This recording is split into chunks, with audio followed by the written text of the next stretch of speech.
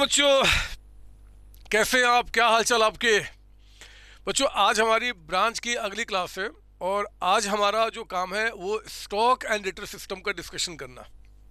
मैंने आपको पहले कहा हुआ है कि अगर आपका डेटर सिस्टम जो हम लोग ख़त्म कर चुके हैं अभी तक, अगर आपने उस पर अच्छी तरीके से स्टडी किया हुआ है तो इस चैप्टर का 90% कॉन्सेप्ट जो है ना आप ऑलरेडी ख़त्म कर चुके हैं। और ये सारी बातें बच्चे मैं आज प्रूव करूंगा। आप देखेंगे कि जो आज का जो टॉपिक है ना उसमें आप बिल्कुल बिल्कुल खेल खेलना शुरू करेंगे। आप बिल्कुल नया पेज लें, नया पेज, और नए पेज में ब्रांच अकाउंटिंग के अंदर में आप हेडिंग डालें stock and debtor system. Stock and debtor system.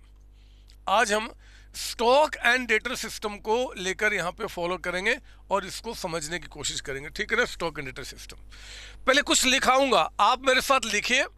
आप बिलीव करो, जब आज ये क्लास खत्म होगी तो इससे सिंपल टॉपिक आपको कोई नहीं लगेगा, मतलब इससे सिंपल कुछ होगा नहीं।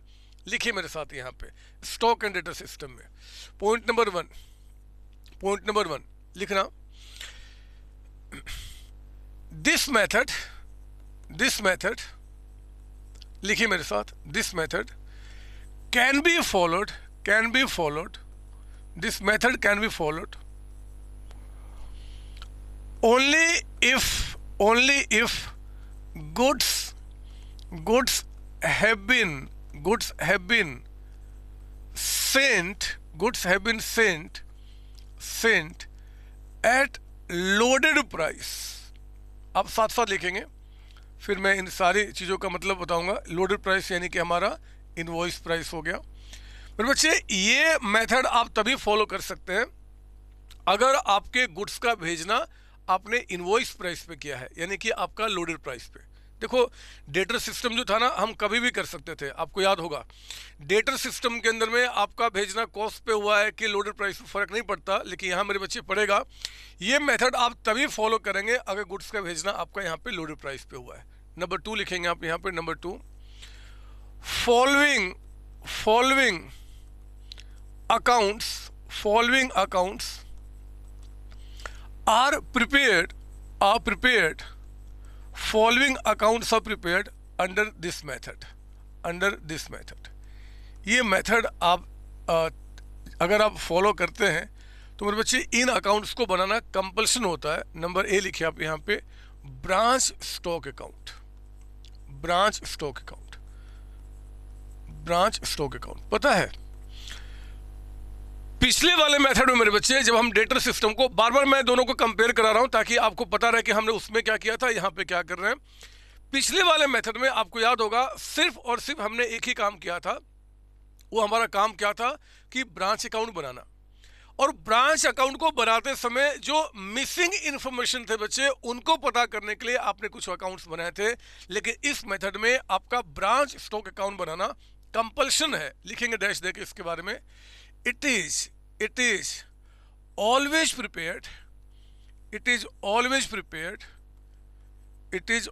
prepared साथ साथ लिखेंगे आप, always prepared at loaded price। ये हमेशा आप कौन से प्राइस पे बनाएंगे? लोडेड प्राइस पे, यानी कि आईपी पे, हमेशा इस मेथड के अंदर में। ब्रांच स्टॉक अकाउंट भी लिखिए आप यहाँ पे, लिखेंगे आप ब्रांच डेटर्स अकाउंट। इस मेथड में ब्रांच डेटर्स अकाउंट बनाना भी आपका कंपल्सन होता है, लेकिन लिखेंगे this account is prepared only if goods have been sold on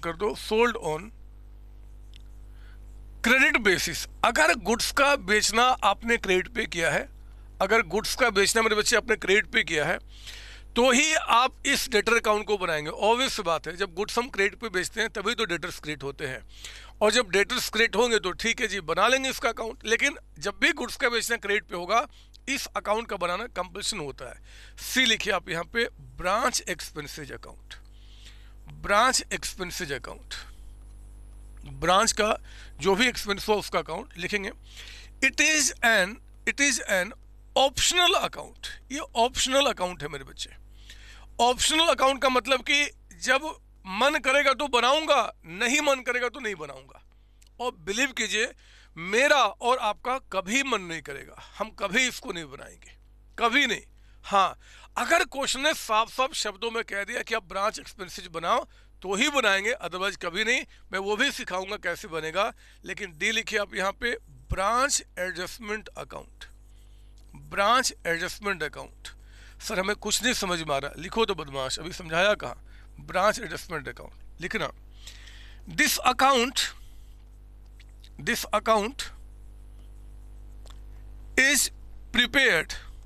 is prepared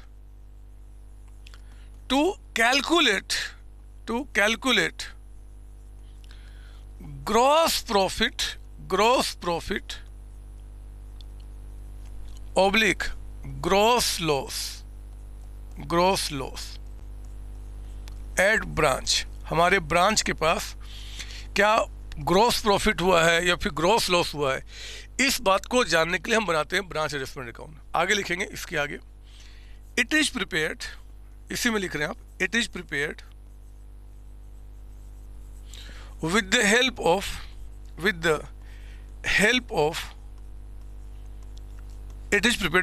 of branch adjustment account, branch stock account. It is prepared with the help of branch stock account. Full stop. लिखना, in this account,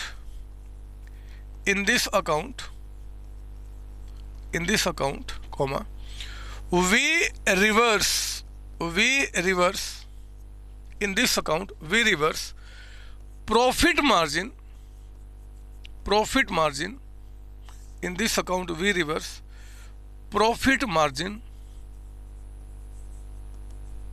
of each and every item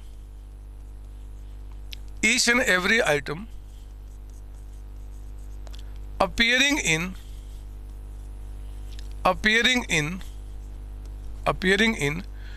branch stock account आगे bracket में except sales and sales return bracket closed, full stop. हमने लिखा, in this account we reverse profit margin of each and every item appearing in branch stock account except sales and sales return, full stop. The balancing figure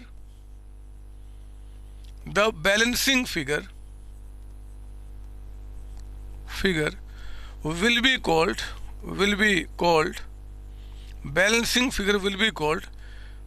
gross profit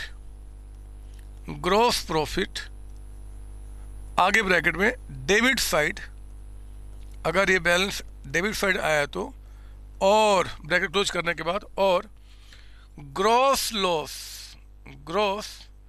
loss आगे bracket में credit side आपका, full stop. Sir कुछ नहीं समझ में आया sir, क्या लिखा दिया आपने? लिखो ना बदमाश, लिखो तो पहले आप, कम से कम ये तो समझ रहा है कि मैं लिख रहा हूँ कि this account is prepared with to calculate gross profit gross loss at branch, it is prepared with the help of branch stock account. In this account, यहाँ फुल स्टॉप है, ये दिख रहा होगा आपको, it full stop. In this account we reverse profit margin of each and every item appearing in branch stock account आगे bracket में except sales and sales return. The balancing figure will be called gross profit debit side और gross loss credit side. ई लिखिए आप, ई पांचवा account जो बनता है that is branch profit loss account, branch profit and loss account. Dash देके लिखेंगे इसके बारे में, this account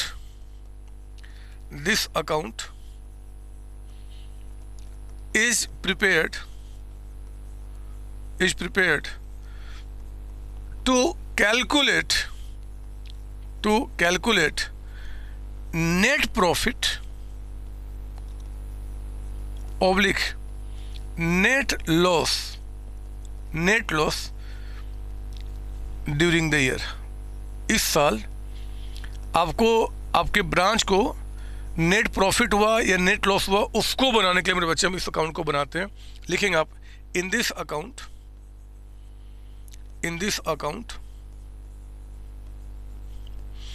we debit all expenses related to branch,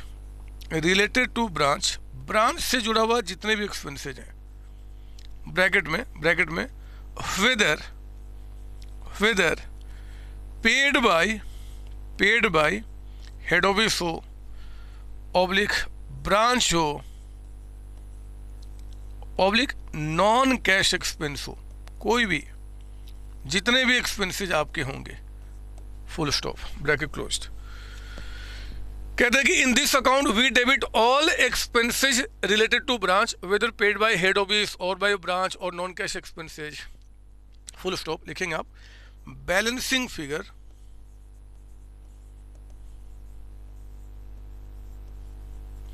will be called net profit, आगे ब्रैकेट में डेबिट साइड, अगर बैलेंसिंग फिगर डेबिट में आया तो नेट प्रॉफिट होगा, और नेट लॉस क्रेडिट साइड, अगर बैलेंसिंग फिगर क्रेडिट में आया बच्चे तो हम नेट लॉस कह देंगे। जैसे बचपन में नहीं होता था कि हम प्रॉफिट लॉस बनाते हैं और प्रॉफिट लॉस में बैलेंसिंग फिगर डेबिट में आता था तो हम नेट प्रॉफिट कहते थे, क्रेडिट तो नेट लॉस, बिल्कुल वही काम करेंगे। तो ये 5 अकाउंट हम लोग यहाँ पे बनाते हैं स्टॉक एंड डेटर सिस्टम में। समझने वाली बात जो आपके लिए है वो क्या क्या है जी, ये मेथड आप तभी फॉलो करेंगे अगर गुड्स का भेजना लोडेड प्राइस पे हुआ है, मतलब this is a requirement of this method.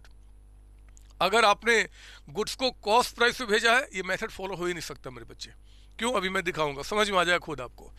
और ये अकाउंट जो है ना कंपल्शन है, मतलब ये बनते ही बनते हैं। Branch stock, branch debtors, branch expenses ये ऑप्शनल है, ब्रांच एडजस्टमेंट, ब्रांच प्रॉफिट, ये सारे बनने तभी बात बनेगी। पता है एक बात बताऊं, इन बातों को मैं अगर आपको समझाऊंगा ना, चाहे कितना भी समझा दूं, कितना भी चिल्ला दूं, आपको नहीं समझ में आएगा और अननेसेसरी आपके अंदर में एक फोबिया क्रिएट हो जाएगा ब्रांच का। मैं चाहता हूं कि जो भी बातें मैंने यहाँ पे लिखा है ना बच्चे, इन बातों को एक क्वेश्चन से आपको समझाऊं।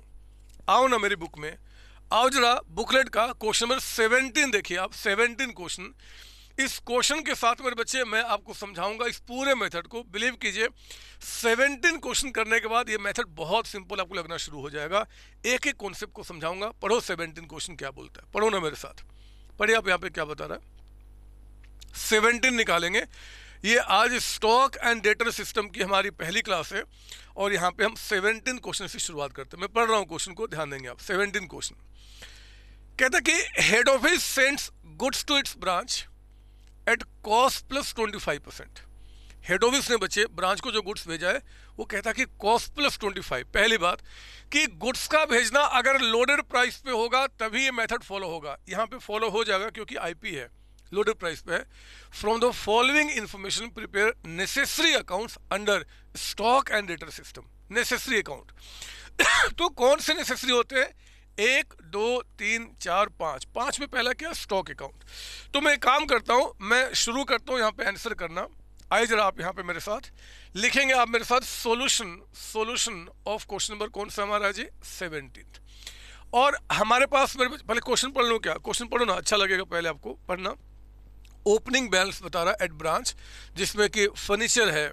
स्टॉक बता रहा है एट इनवॉइस प्राइस। डेटर्स बता रहा है। गुड्स सेंड टू ब्रांच कहता है एट इनवॉइस प्राइस। अच्छा इनवॉइस प्राइस क्या एक बार लिख दूँ यहाँ पे। इनवॉइस प्राइस यहाँ पे कहता है कि अगर कॉस्ट आपका 100 है तो लोड जो आपने ऐड किया ना इट्स 25, लोड 25 बता रहा है। तो आईपी यानी कि जो लोडेड प्राइस है इट्स 125 आपका, ठीक है ना। ये सर आगे बढ़ना। और क्या बता रहा है आपको यहाँ पे, कहता है कि फ्रॉम द अच्छा सॉरी कहाँ था मैं, फर्नीचर हो गया, स्टॉक हो गया, डेटर्स हो गया, गुड्स सेंड टू ब्रांच कहता है आईपी पे, कैश सेल से, क्रेडिट सेल से। अब देखो ये जो सेल हुआ है ना बच्चे, कैश और क्रेडिट, ये आपको नहीं बता रहा है कौन से प्राइस पे सेल हुआ है। तो आप जानते हैं मेरी पिछली क्लास में मैंने बताया था कि अगर ब्रांच अकाउंट के अंदर में आपको नहीं बताता कि सेलिंग प्राइस क्या है, we always assume it is equal to our invoice price, loaded price, है ना बच्चे। तो ये आईपी पर ही गुड्स बिका होगा, ठीक है। कलेक्शन बता रहा डेटर से आपका, डिस्काउंट अलाउड है, बैडेड्स है, एक्सपेंसेज कहता है कि ब्रांच ने पे किया, एक्सपेंसेज कहता है कि हेड ऑफिस ने पे किया, और कहता है कि charge depreciation 10% on furniture. Furniture पे हमें क्या करना है, 10% डेप्रिसिएशन चार्ज करना। चलो स्टार्ट करते हैं, चेक कीजिए आप, मैं आपको दिखाते चलूंगा। हम लोग पहला अकाउंट कौन सा बनाते हैं, ब्रांच स्टॉक। याद रखना ये हमेशा कौन से प्राइस पे बनेगा, लोडेड प्राइस पे, कसम खा लो। इस मेथड के अंदर में आप जब भी ब्रांच स्टॉक अकाउंट बनाएंगे, ब्रांच स्टॉक अकाउंट, तो ब्रांच स्टॉक अकाउंट यहाँ पे हमेशा आपका आईपी पर ही बनेगा, यानी कि लोडेड प्राइस पे। अगर आपने इस कसम को तोड़ा तो काम खराब हो जाएगा। पिछले वाले मेथड मेरे बच्चे हमारी मर्जी थी, हम किसी पे भी बना सकते थे, बट वो मर्जी यहाँ पे एक्चुअली नहीं है। यहाँ पे आपको क्या करना होगा कि ये हमेशा बनेगा आईपी पे। और सबसे मजे की बात है कि आप शायद देख रहे हैं कि ये 5 अकाउंट मेरे बताना यहाँ पे कंपल्शन है। ये 5 अकाउंट हमें बनाना ही बनाना है। तो याद रखना, अगर अकाउंट 5 बनाने तो हमें जो रूल है ना अकाउंटिंग का, जर्नल एंट्री का, उसको ही फॉलो करना होगा। पिछले वाले मेथड में आपने स्टॉक डेटर सब कहाँ बनाया था, वर्किंग नोट में, कैसे भी लिख दो चल जाएगा काम। यहाँ नहीं चलेगा, यहाँ प्रॉपर आपको क्या करना है जी, अकाउंटिंग समझते हुए आपको एंट्री पास करना पड़ेगा। तो ठीक है, एक ब्रांच स्टॉक।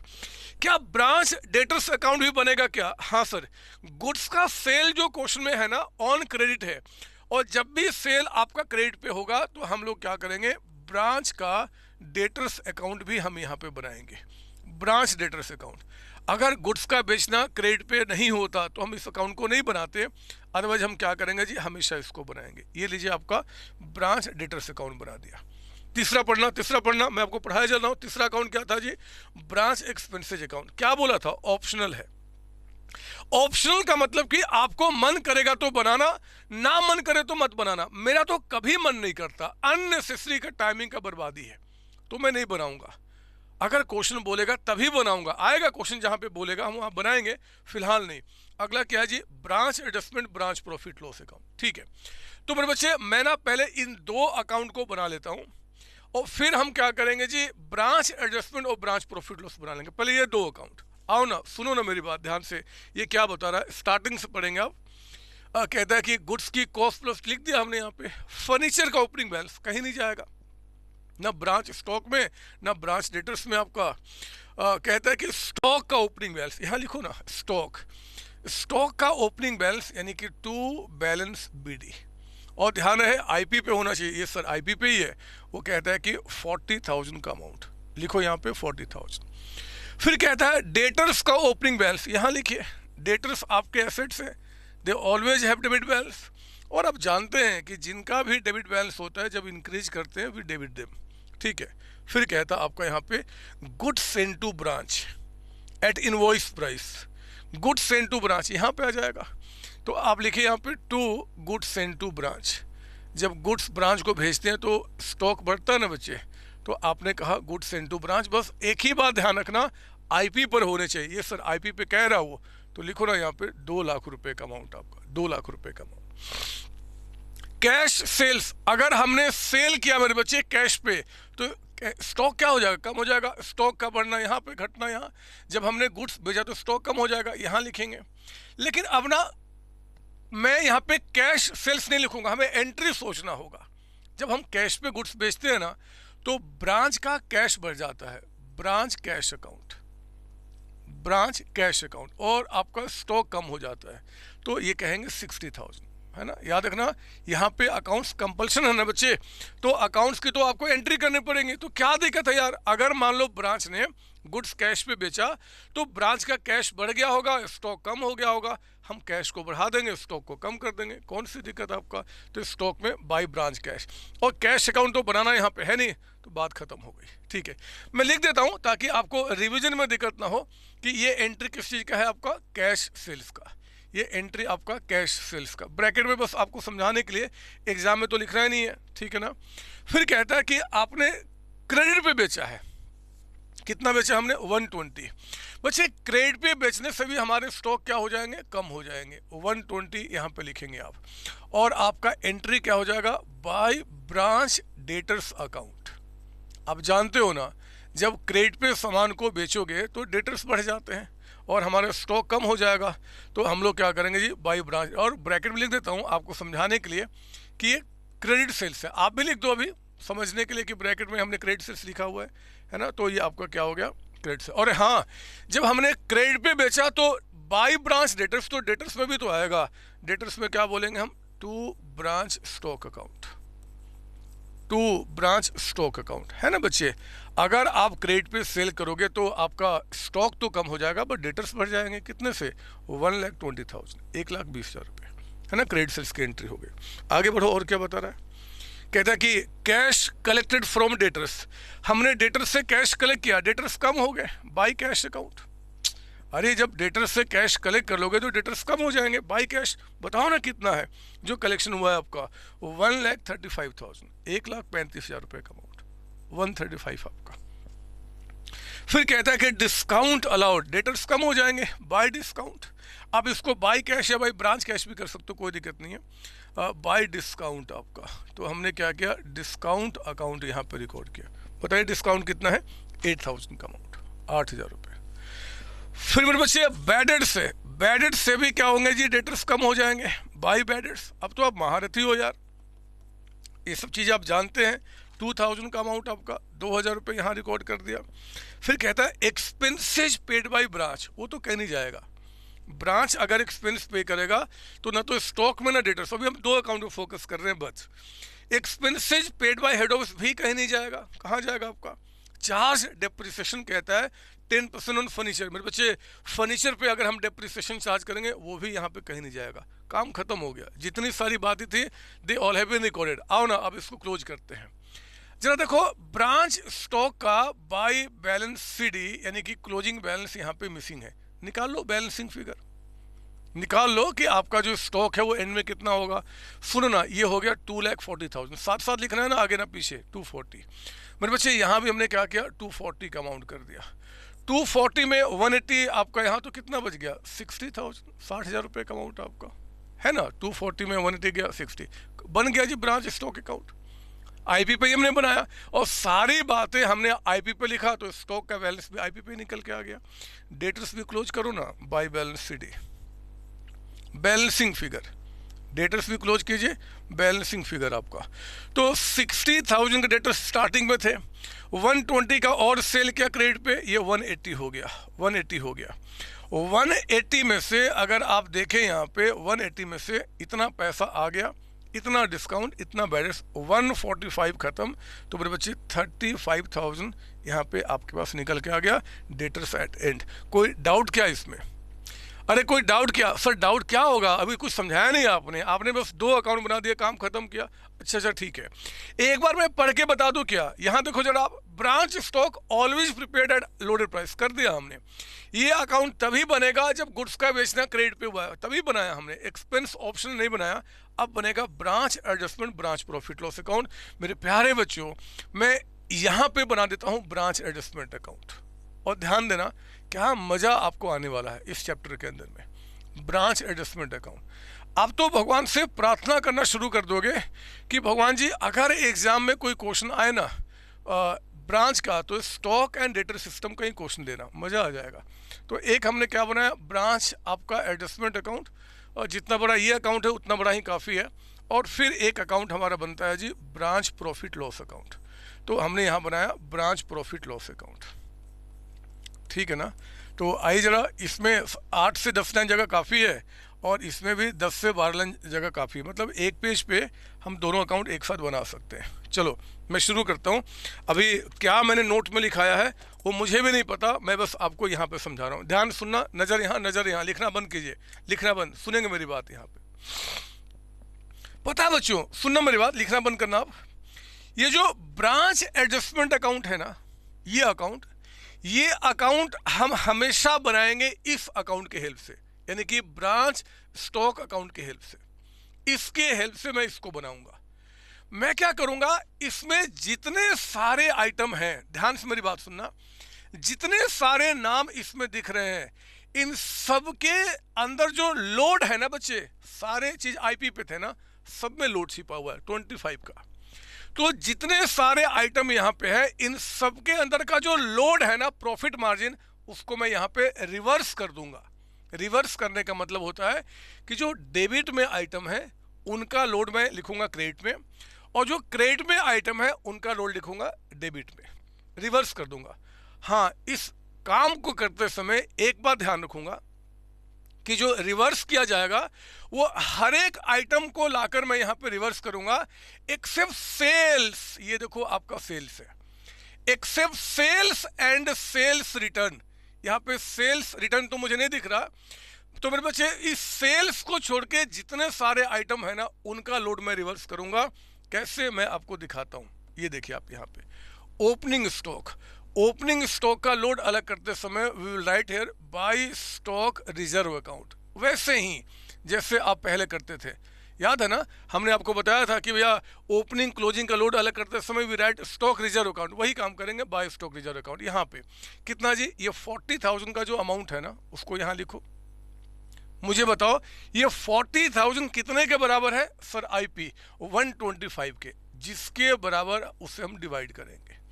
हमें जो निकालना है मेरे बच्चे, हम क्या अलग कर रहे हैं? लोड अलग कर रहे हैं, यानी कि 25 से आप मल्टीप्लाई करो। 25 आपका कितना आ गया? 8,000 का अमाउंट, 8,000 रुपये आपका। सर हमें कुछ नहीं समझ में आ रहा है, अभी कहाँ मैंने समझाया? जो बोल रहा हूँ कम से कम करो तो बदमाश। पहले goods send to branch, goods send to branch का लोड अलग करते समय हम क्या लिखते हैं? Goods send to branch. तो नाम वही आता है ना, नाम वही आता है। और आप इस बात को जानते हैं कि हम लोग क्या करेंगे जी, कि लोड अलग करेंगे सिर्फ। तो 2 लाख का जो अमाउंट है ना बच्चे, उसको यहाँ लिखिए। ये 2 लाख अगेन कितने के बराबर है? 125 आईपी के। तो बताइए 25 कितना हो जाएगा? इट्स 40,000 का अमाउंट आपका, 40,000। ठीक है ना, 40,000। सुनना मेरी बात, जितने आइटम यहाँ पे हैं उन सबका लोड रिवर्स करूंगा except sales and sales return. तो सेल्स रिटर्न तो क्वेश्चन में है नहीं, इस सेल्स को छोड़ दो। बाकी तो क्लोजिंग स्टॉक है ना, तो क्लोजिंग स्टॉक का लोड अलग करते समय हम क्या लिखेंगे? विल राइट यहाँ पे स्टॉक रिजर्व।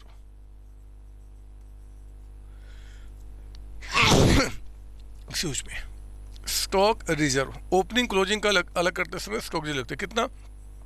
ये जो 60,000 का अमाउंट है, 60,000 again it's equal to 125।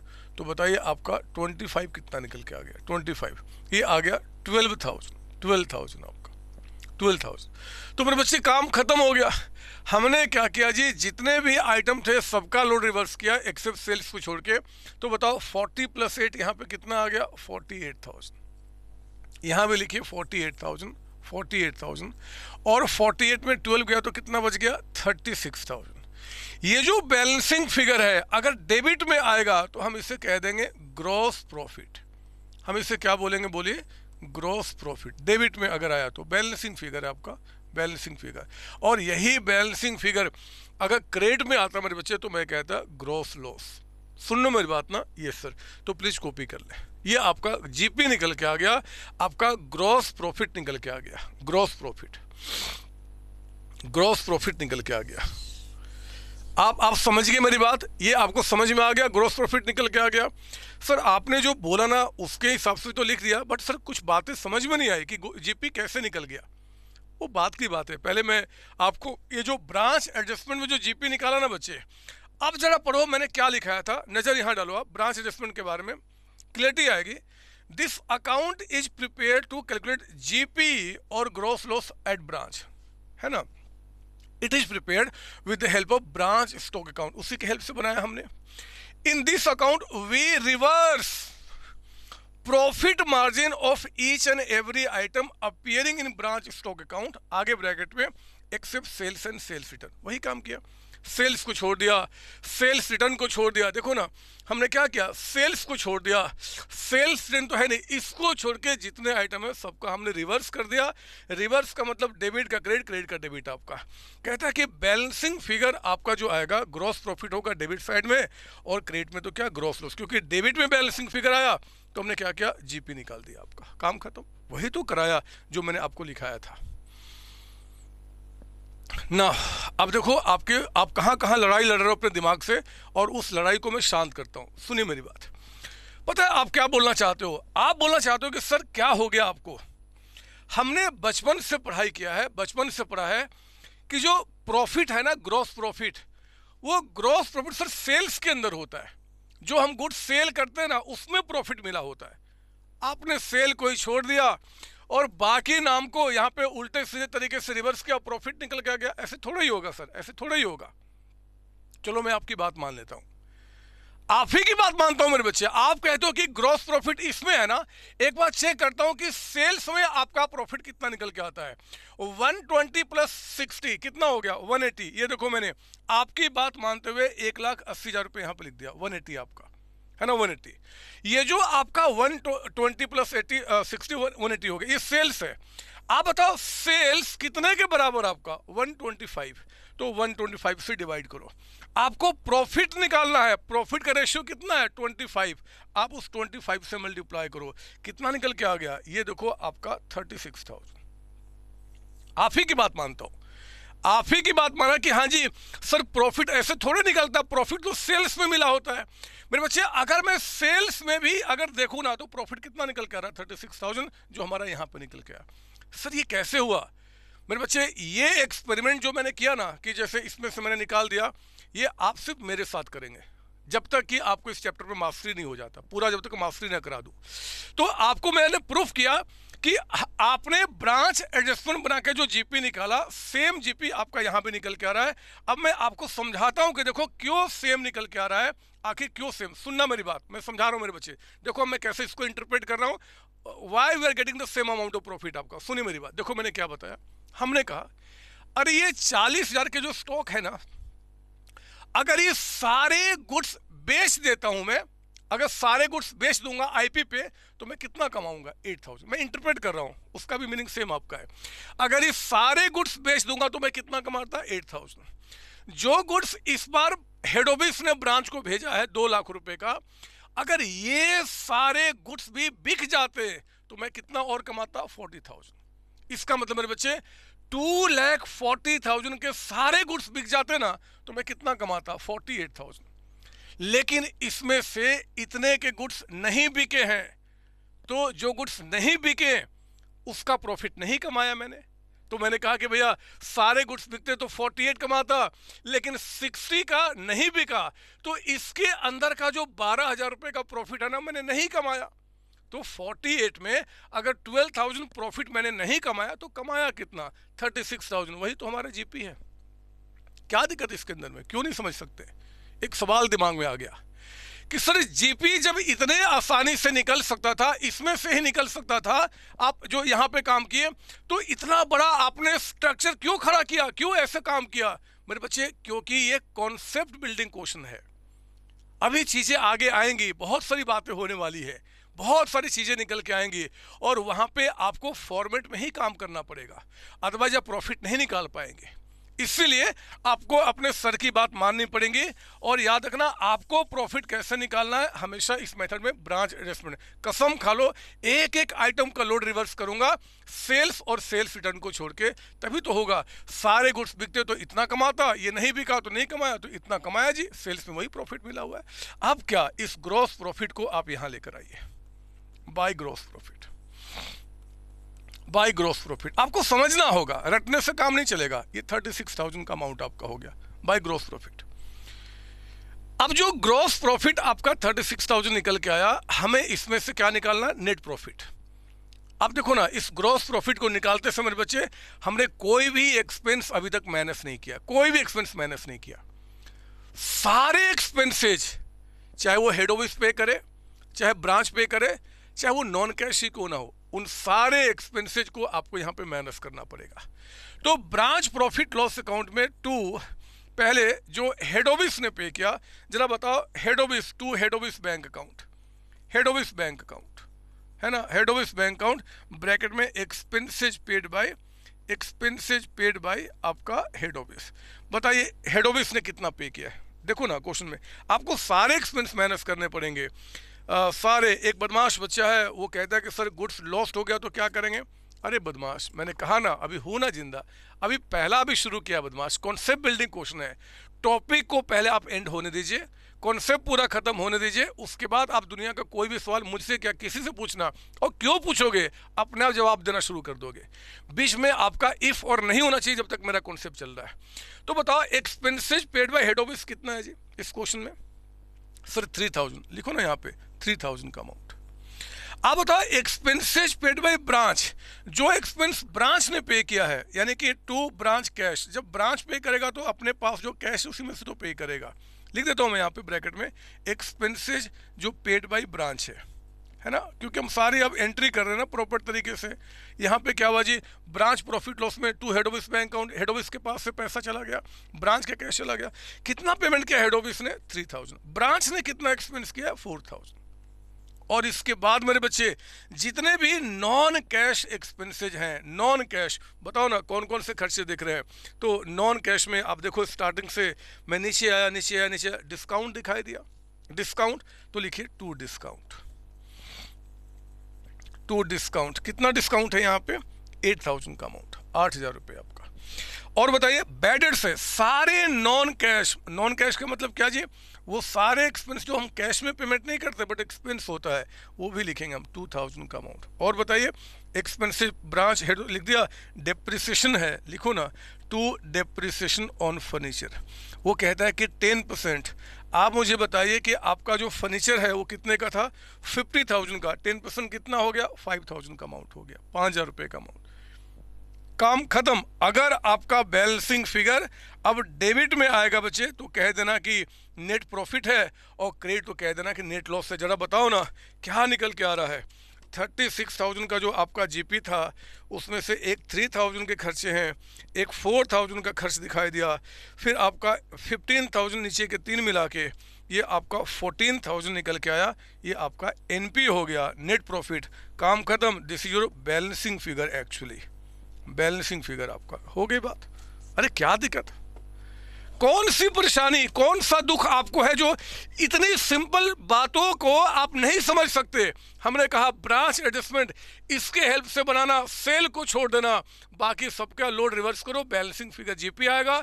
GP में सारे खर्चे माइनस करो, चाहे हेड ऑफिस ने पे किया, चाहे ब्रांच ने, चाहे नॉन कैश, आपका एनपी आ जाएगा। और मेरे बच्चे यही बात मैंने आपको यहाँ पे लिखाया था। देखो ना, देखो ना, ब्रांच प्रॉफिट लॉस के बारे में।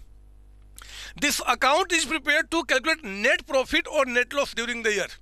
कहता है कि in this account we debit all expenses related to branch, चाहे हेड ऑफिस ने पे किया हो, चाहे ब्रांच ने, चाहे नॉन कैश ही क्यों ना हो। अरे कहता है कि बैलेंसिंग फिगर अगर डेबिट में आ गया तो नेट प्रॉफिट होगा, और क्रेडिट में तो क्या, नेट लॉस होगा। बताओ इसमें क्या दिक्कत है, क्यों नहीं समझ पाएंगे?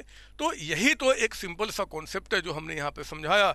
और इस कॉन्सेप्ट में भी पता नहीं बच्चे बोलते यार बहुत टफ कॉन्सेप्ट है, हमें तो वो क्या बोलते हैं, स्टॉक एंड डेटर सिस्टम हमें समझ में नहीं आता। अरे काहे नहीं समझ में आता बदमाश, जल्दी से कॉपी करेंगे आप। आपके अंदर में शक्तियाँ आ रही है, चैप्टर समझ में आ रहा है, मैं जानता हूँ, कोई दिक्कत ही नहीं है। हो गया सर, आगे बताइए। कुछ नहीं, मैं अब धीरे धीरे आपको इसमें कॉन्सेप्ट ऐड करते चले जाऊंगा। आप आइए जरा, इसके बाद यहाँ तो कॉपी हो चुका है, मैं आपको लेकर आता हूँ अगला टॉपिक। यहाँ पे नया पेज लीजिए, नया पेज बिल्कुल, और आप लिखेंगे ट्रीटमेंट। अगला टॉपिक आपका treatment of losses, low, treatment of losses under under stock and debtor system, stock and debtor system. हमने सीखा था तो डेटर सिस्टम में भी, हमने डेटर सिस्टम में भी सीखा था मेरे बच्चे कि डेटर सिस्टम में लॉसेज का क्या होगा। याद कीजिए, हमने इन लॉसेज को दो पार्ट में डिवाइड किया था, अगर आपको याद हो। एक तो आपका एबनॉर्मल लॉस है ना बच्चे, एक तो एबनॉर्मल, और एक आपका नॉर्मल लॉस। मैं थोड़ा सा बस याद दिला दूं, फिर मैं आगे बढ़ाऊंगा। दो तरीके के लॉसेज थे। एबनॉर्मल क्या था? वो लॉसेज जो कि अनअवॉइडेबल है, माफ कीजिए, जो अवॉइडेबल है, जिसको हम रोक सकते हैं। क्या हाथ से रोकने की बात किया था? नहीं सर, इंश्योरेंस करा के, कहते हैं कि कैन बी इंश्योर्ड, जिसको इंश्योर्ड करके हम रोक सकते हैं उसको बोलते हैं एबनॉर्मल। मैंने एग्जाम्पल बताया था बच्चे, loss by fire, loss by theft, etcetera etcetera. है ना। ये सब हमारे क्या होते हैं आपका, ये सब हमारे एबनॉर्मल लॉसेज होते हैं। नॉर्मल का मतलब क्या होता है, जो कि अनअवॉइडेबल है, आप जिसको रोक नहीं सकते, मतलब जिनका इंश्योरेंस नहीं होता, कैन नॉट बी इंश्योर्ड। ये वो लॉसेज है जो जनरली हर एक जगह होता ही होता है, आपके घर में भी सब जगह ही। जैसे कि हमने कहा था श्रिंकेज, कपड़े को पानी में धोते थोड़ी सी कुराहट आती है, वो होगा ही होगा। इवेपोरेशन, गर्मी में थोड़ा सा सूख जाना। लीकेज, थोड़ी मोड़ी बर्बादी हो जाना, ये सब तो आपका नॉर्मल लॉसेज होते हैं। दे ऑल आर कॉल्ड आपका नॉर्मल लॉस, ठीक है ना। तो यहाँ पे हमने क्या किया बच्चे आपका, कि जो भी आपके पास लॉसेज होंगे उनको हम दो पार्ट में डिवाइड करेंगे।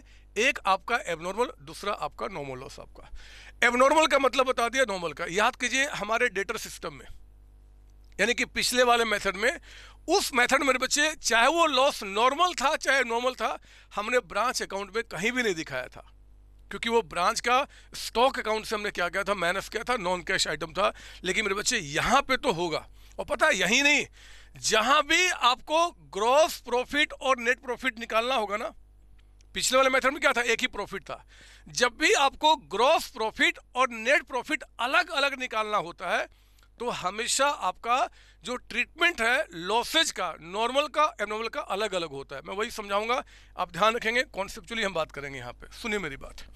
पहले मैं ना आपको लेकर आता हूँ यहाँ पे, ये तो आप जानते होंगे, मैं इसको मिटा दूँ क्या, मैं यहाँ पे लिखता हूँ जी। हाँ, मैं इसको इतना अपने लिखिए काफ़ी है। इसमें लिखेंगे पहले केस नंबर 1 लिखेंगे आप यहाँ पे। केस नंबर वन लिखेंगे ट्रीटमेंट ऑफ पहले एबनॉर्मल लॉस का क्या ट्रीटमेंट होगा, हम उस पर काम करते हैं। मेरे बच्चे, मैं अब अगेन वही बात, मैं चिल्लाऊंगा, बोलूंगा, आपको समझ में नहीं आएगा। हम क्यों ना क्वेश्चन के हेल्प से समझने की कोशिश करें। आप आइए बुकलेट के अंदर में क्वेश्चन नंबर 18 के पास। क्वेश्चन नंबर 18 सुनेंगे मेरी बात, सॉल्यूशन कर रहे हैं आप क्वेश्चन नंबर 18 का। क्रेडिट सेल्स अभी समझ में आ जाएगा बच्चे, आगे पढ़िए आप, कुछ नहीं हो। क्वेश्चन नंबर 18 पढ़ेंगे आप। कहता है कि प्रिपेयर ब्रांच स्टॉक अकाउंट, 18 पढ़ रहे हैं आप। अगला क्वेश्चन है branch adjustment account, branch profit loss account from the following information. कहता है head office sends goods to branch at cost plus 25%। Again यहाँ पे जो प्रॉफिट मार्जिन है, अगर कॉस्ट आपका 100 है तो कहते हैं कि जो प्रॉफिट है ना वो आपका बता रहा है 25, यानी कि जो आपका आईपी है, यानी कि लोडेड प्राइस, वो कितना बता रहा है 125। कोई डाउट इसके अंदर में नहीं सर, आगे पढ़ो ना। कहता है कि ओपनिंग स्टॉक एट ब्रांच बता रहा है एट आईपी, ठीक है। सेल्स कहता है कि कैश बेसिस पे आपने 480 का किया है, और सेल्स मेरे बच्चे सारा का सारा कैश पे कह रहा है, there is no credit sales.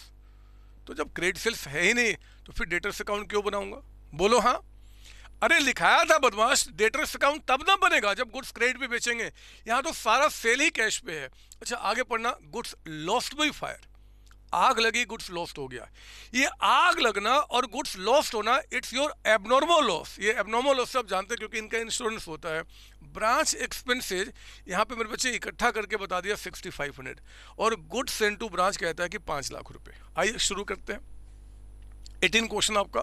हम लोग यहाँ पे पहला अकाउंट क्या बनेगा जी, ब्रांच स्टॉक अकाउंट।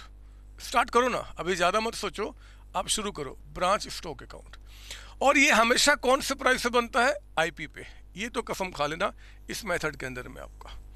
तो ये हमने क्या किया, ब्रांच स्टॉक अकाउंट आपके लिए बनाया। ये लीजिए, ये 8 से 10 लाइन का, ज़्यादा नहीं। ब्रांच डेटर्स मेरे बच्चे बनना नहीं है क्योंकि सेल सारा का सारा कैश पे है। ब्रांच एक्सपेंस हमेशा ऑप्शनल होता है, वो मेरा मन अभी नहीं करेगा जब तक क्वेश्चन बोलेगा नहीं, आगे बोलेगा मैं दिखाऊंगा, बट यहाँ पे कुछ नहीं है। अब हम क्या करेंगे, branch adjustment, branch profit loss बाद में, पहले इसको कंप्लीट कीजिए। आओ ना, स्टार्ट कीजिए। ओपनिंग स्टॉक लिखेंगे यहाँ पे, टू बैलेंस बीडी। बताओ जरा, स्टॉक का ओपनिंग बैलेंस कितना है, 2 लाख रुपए, 2 लाख रुपए। फिर कहता है सेल्स क्रेडिट पे, कैश पे, तो क्या बोलेंगे जी, सेल किया, स्टॉक कम हो गया, बाय ब्रांच कैश अकाउंट, है ना। सेल करूंगा कैश पे तो कैश बढ़ जाएगा, क्रेडिट पे तो डेटर्स बढ़ जाता है, बाय ब्रांच कैश अकाउंट। कितना सेल किया हमने, 480। अगेन यहाँ पे जो सेल आपने किया 480 का, ये नहीं बता रहा कौन से प्राइस पे, तो हमेशा क्या मानेंगे, आईपी पे, है ना बच्चे। गुड्स लॉस्ट बाय फायर, आग लगी, गुड्स लॉस हो गया। आग लगने से, गुड्स लॉस होने से स्टॉक हमारा क्या हो जाएगा, कम हो जाएगा। तो मैं क्या करूँगा, यहाँ लिखूँगा जी। तो मेरे बच्चे मैं ना लिख रहा हूँ by loss by fire, loss by fire. क्या ये आईपी पे है? Yes sir. कितना अमाउंट बता रहा है? 12,000। लिखो यहाँ पे 12,000, 12,000 रुपये, है ना, आईपी पे होना चाहिए।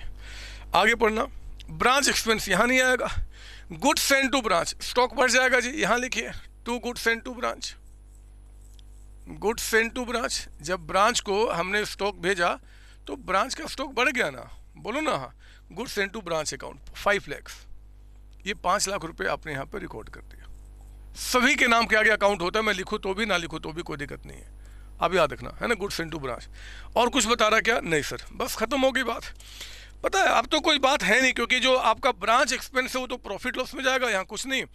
आप ये काम करना, इसको क्लोज करना, लेकिन ध्यान रखना ये जो लॉस बाय फायर लिखा है ना, इसके नीचे में कम से कम 3 से 4 लाइन जगह छोड़ दोगे आप। क्यों? आगे बताने के लिए। पहले आप 3 से 4 लाइन जगह छोड़ दो और फिर यहां पे लिखो लास्ट में बाय बैलेंस सीडी। ये आपका बैलेंसिंग फिगर है। बताइए कितना आ गया? 5 + 2 यहाँ पे 7 लाख का अमाउंट मेरे बच्चे, 7 लाख। और यहाँ पे जो 7 लाख का अमाउंट है उस 7 में आपने हटाया, इसको कितना हो गया? 7 लाख का अमाउंट में 480 और एक आपका 12,000, सॉरी 7 लाख का अमाउंट में 480 और एक आपका 12,000, ये आ गया 2,08,000। तो 2,08,000 रुपये आपका यहाँ पे रिकॉर्ड हो गया, बैलेंसिंग फिगर है।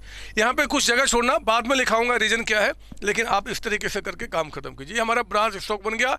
ब्रांच डेटर्स यहाँ पे बनना नहीं है, एक्सपेंस बनना नहीं है। अब मैं क्या करूंगा? ब्रांच एडजस्टमेंट अकाउंट, ये लीजिए ब्रांच एडजस्टमेंट अकाउंट। मेरे साथ आप शुरू करेंगे यहाँ पे ब्रांच एडजस्टमेंट अकाउंट बनाना, है ना। ये देखिए आप, बिल्कुल वही बात जो हमने पहले आपको बताया था कि जितने भी आइटम मेरे बच्चे ब्रांच स्टॉक अकाउंट में है, जितने भी आइटम, उन सबका लोड यहां पे रिवर्स करूंगा except sales and sales return. तो सेल्स तो है यहां पे, हम इसको छोड़ देंगे, ये सेल्स है ना, तो मेरे बच्चे हम इसका लोड रिवर्स नहीं करेंगे। ये हमने क्या किया, इसका लोड रिवर्स नहीं होगा, सेल्स छोड़ दो एंड सेल्स रिटर्न जो कि इस क्वेश्चन में है नहीं, कोई बात नहीं, आगे आएगा, वहां देख लेंगे, यहाँ पे नहीं है जी। बाकी का लोड रिवर्स कीजिए। ओपनिंग स्टॉक यहाँ लिखेंगे, बाय स्टॉक रिजर्व साथ साथ लिखेंगे, बिल्कुल आगे पीछे नहीं होना आपको। स्टॉक रिजर्व अकाउंट कितना मेरे बच्चे? ये 2 लाख का जो अमाउंट आपका है, 2 लाख रुपए, बताओ कितने के बराबर? इट्स 125 आईपी है ना। तो लोड यानी कि बताइए 25 कितना आ गया? 40,000। बोलो हाँ, 40 आ रहा ना बच्चे। 2 लाख को 125 से डिवाइड किया और आपने ये, तो आपका ठीक है। फिर गुड्स सेंड टू ब्रांच, इसका लोड अलग कीजिए।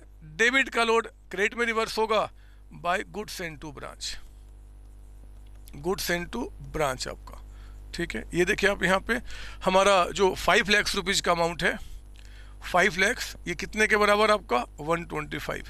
तो इंटू 25 कितना? ये कितना आ गया? 1 लाख रुपीज का अमाउंट, 1 लाख रुपए आपका। कोई डाउट नहीं सर? सुनो ना, यहाँ पे क्लोजिंग स्टॉक का लोड यहाँ लिखिए आप। क्लोजिंग स्टॉक का हमने क्या बोला?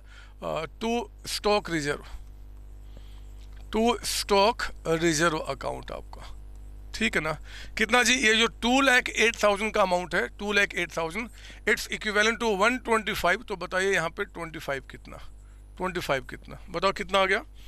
2,08,000 डिवाइडेड बाई आपका 125 इंटू 25, मेरे बच्चे 41,600, ये लिख दिया हमने यहाँ पे 41,600। और यहाँ देखो जो लॉस बाय फायर है, इसका लोड भी यहाँ पे, सारे आइटम्स के लोड अलग होंगे। हम क्या बोलेंगे जी? टू लोड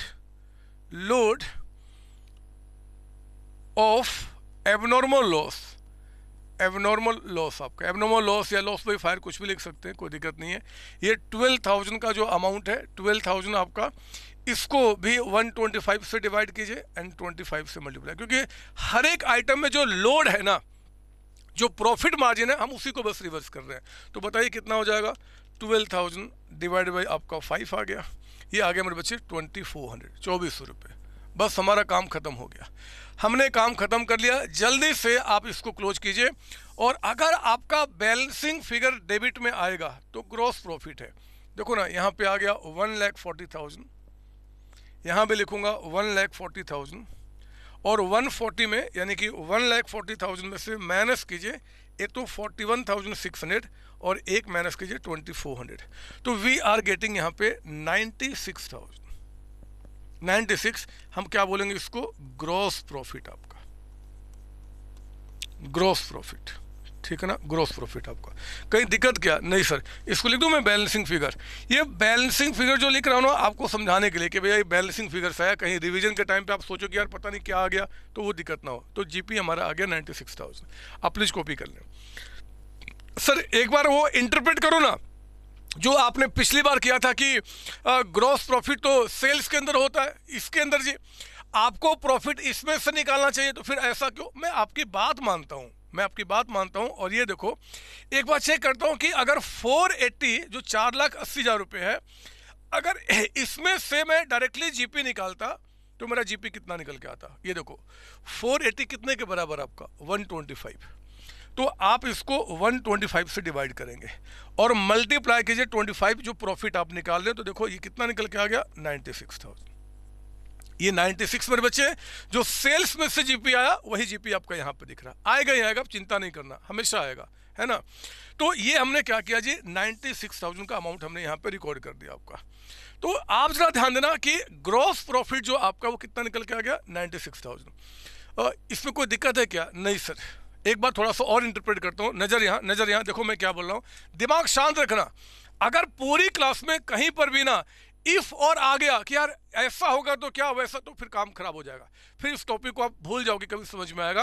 अदरवाइज मेरे साथ चल रहा है, जितना सर बोलेंगे उतना। सुनिए मेरी बात, हमने कहा कि अगर ये सारे गुड्स, ये 2 लाख के, अगर ये सारे गुड्स बिक जाए ना तो मैं कितना कमाता जी 40,000। अगर ये 5 लाख के जो गुड्स हैं मेरे बच्चे ये बिक जाते हैं तो मैं कितना कमाता 1 लाख। यानी कि ये टोटल जो 7 लाख के गुड्स हैं, अगर सारे गुड्स बिक जाते आईपी पे तो मैं कितना कमाता 140। सारे बिक जाते तो 140 कमाता। लेकिन सब में से मेरे बच्चे ये नहीं बिका और ये नहीं बिका, 2 नहीं बिके, बाकी सब बिक गए। हमने कहा कि जो नहीं बिका उसका मार्जिन हटा दो। हमने कहा कि देखो जी इसका 2,08,000 में से इतना हमने नहीं कमाया।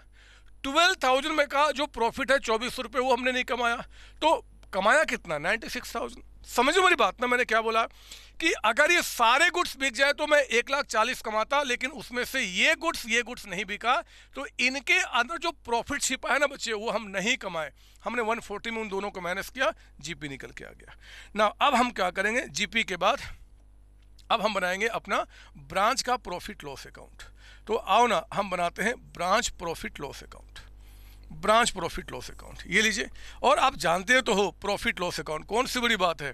ये जो ग्रॉस प्रॉफिट है ना वो यहां लिखिए बाय ग्रॉस प्रॉफिट, आपका बाय ग्रॉस प्रॉफिट कितना मेरे बच्चे 96,000। ये 96 हमने यहां पे लिख दिया ग्रॉस प्रॉफिट।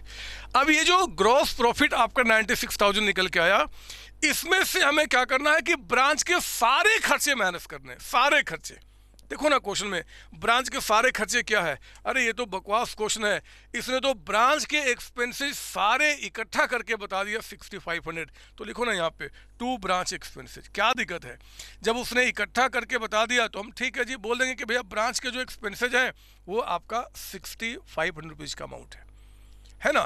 तो 96,000 में आपका इतना खर्च हो गया, बाकी हमारा क्या निकल के आ जाएगा नेट प्रॉफिट। लेकिन आप नेट प्रॉफिट लिखना नहीं, अब ध्यान से मेरी बात सुनो, शांत, बिल्कुल शांत, दिमाग शांत हो जाएगा और मेरी बात अब सुनेगा कि एबनॉर्मल लॉस का क्या कॉन्सेप्ट यहां पे। सुनिए मेरी बात, अगर मैं आपसे पूछूं कि ये जो ग्रॉस प्रॉफिट हमने निकाला 96,000 का, क्या इस ग्रॉस प्रॉफिट को निकालते समय हमने कोई एक्सपेंसेज माइनस किया है क्या? आप बोलना नहीं, एक्सपेंसेज तो यहां पे लिखा हमने जी, यहां कहां माइनस किया है। अगर मैं पूछूं कि जरा बताओ इस ग्रॉस प्रॉफिट को निकालते समय जो आपका एबनॉर्मल लॉस हुआ है, एबनॉर्मल लॉस, क्या हमने उसको माइनस किया क्या? पूछ रहा हूं मैं आपसे, बताओ जरा कि क्या इस ग्रॉस प्रॉफिट को निकालते समय हमने जो एबनॉर्मल लॉस हुआ है, वो आग लगी है एंड गुड्स लॉस्ट हो गया है, क्या हमने उसको माइनस किया है क्या? मेरे बच्चे हमने माइनस नहीं किया है। मत लिखो कुछ भी, आप मत लिखो, सुन लो मेरी बात, हमने माइनस नहीं किया है। आप कहोगे सर ये तो माइनस किया, अरे ये लोड माइनस किया। इंटरप्रेट करता हूं, दिमाग शांत रखो, मत बांधो अपने दिमाग को। देखो मैंने क्या बोला, दोबारा सुन लो। अगर ये गुड्स सारे बिक जाते तो मैं 40,000 कमाता, अगर ये गुड्स भी बिक जाते तो 1 लाख रुपए और कमाता, अगर ये सारे बिक जाते तो मैं 140 कमाता। लेकिन इन सारों में से ये 2 गुड्स नहीं बिके।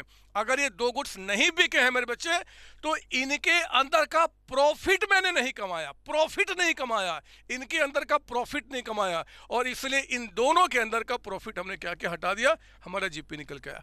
हमने अभी तक कोई एक्सपेंस माइनस थोड़े ही किया है बच्चे, हमने कोई अभी तक एबनॉर्मल लॉस थोड़े ही माइनस किया है। हमने तो बोला कि भैया ठीक है जी, जो गुड्स बिक गया उसके हिसाब से उसमें हमने 96 कमाया।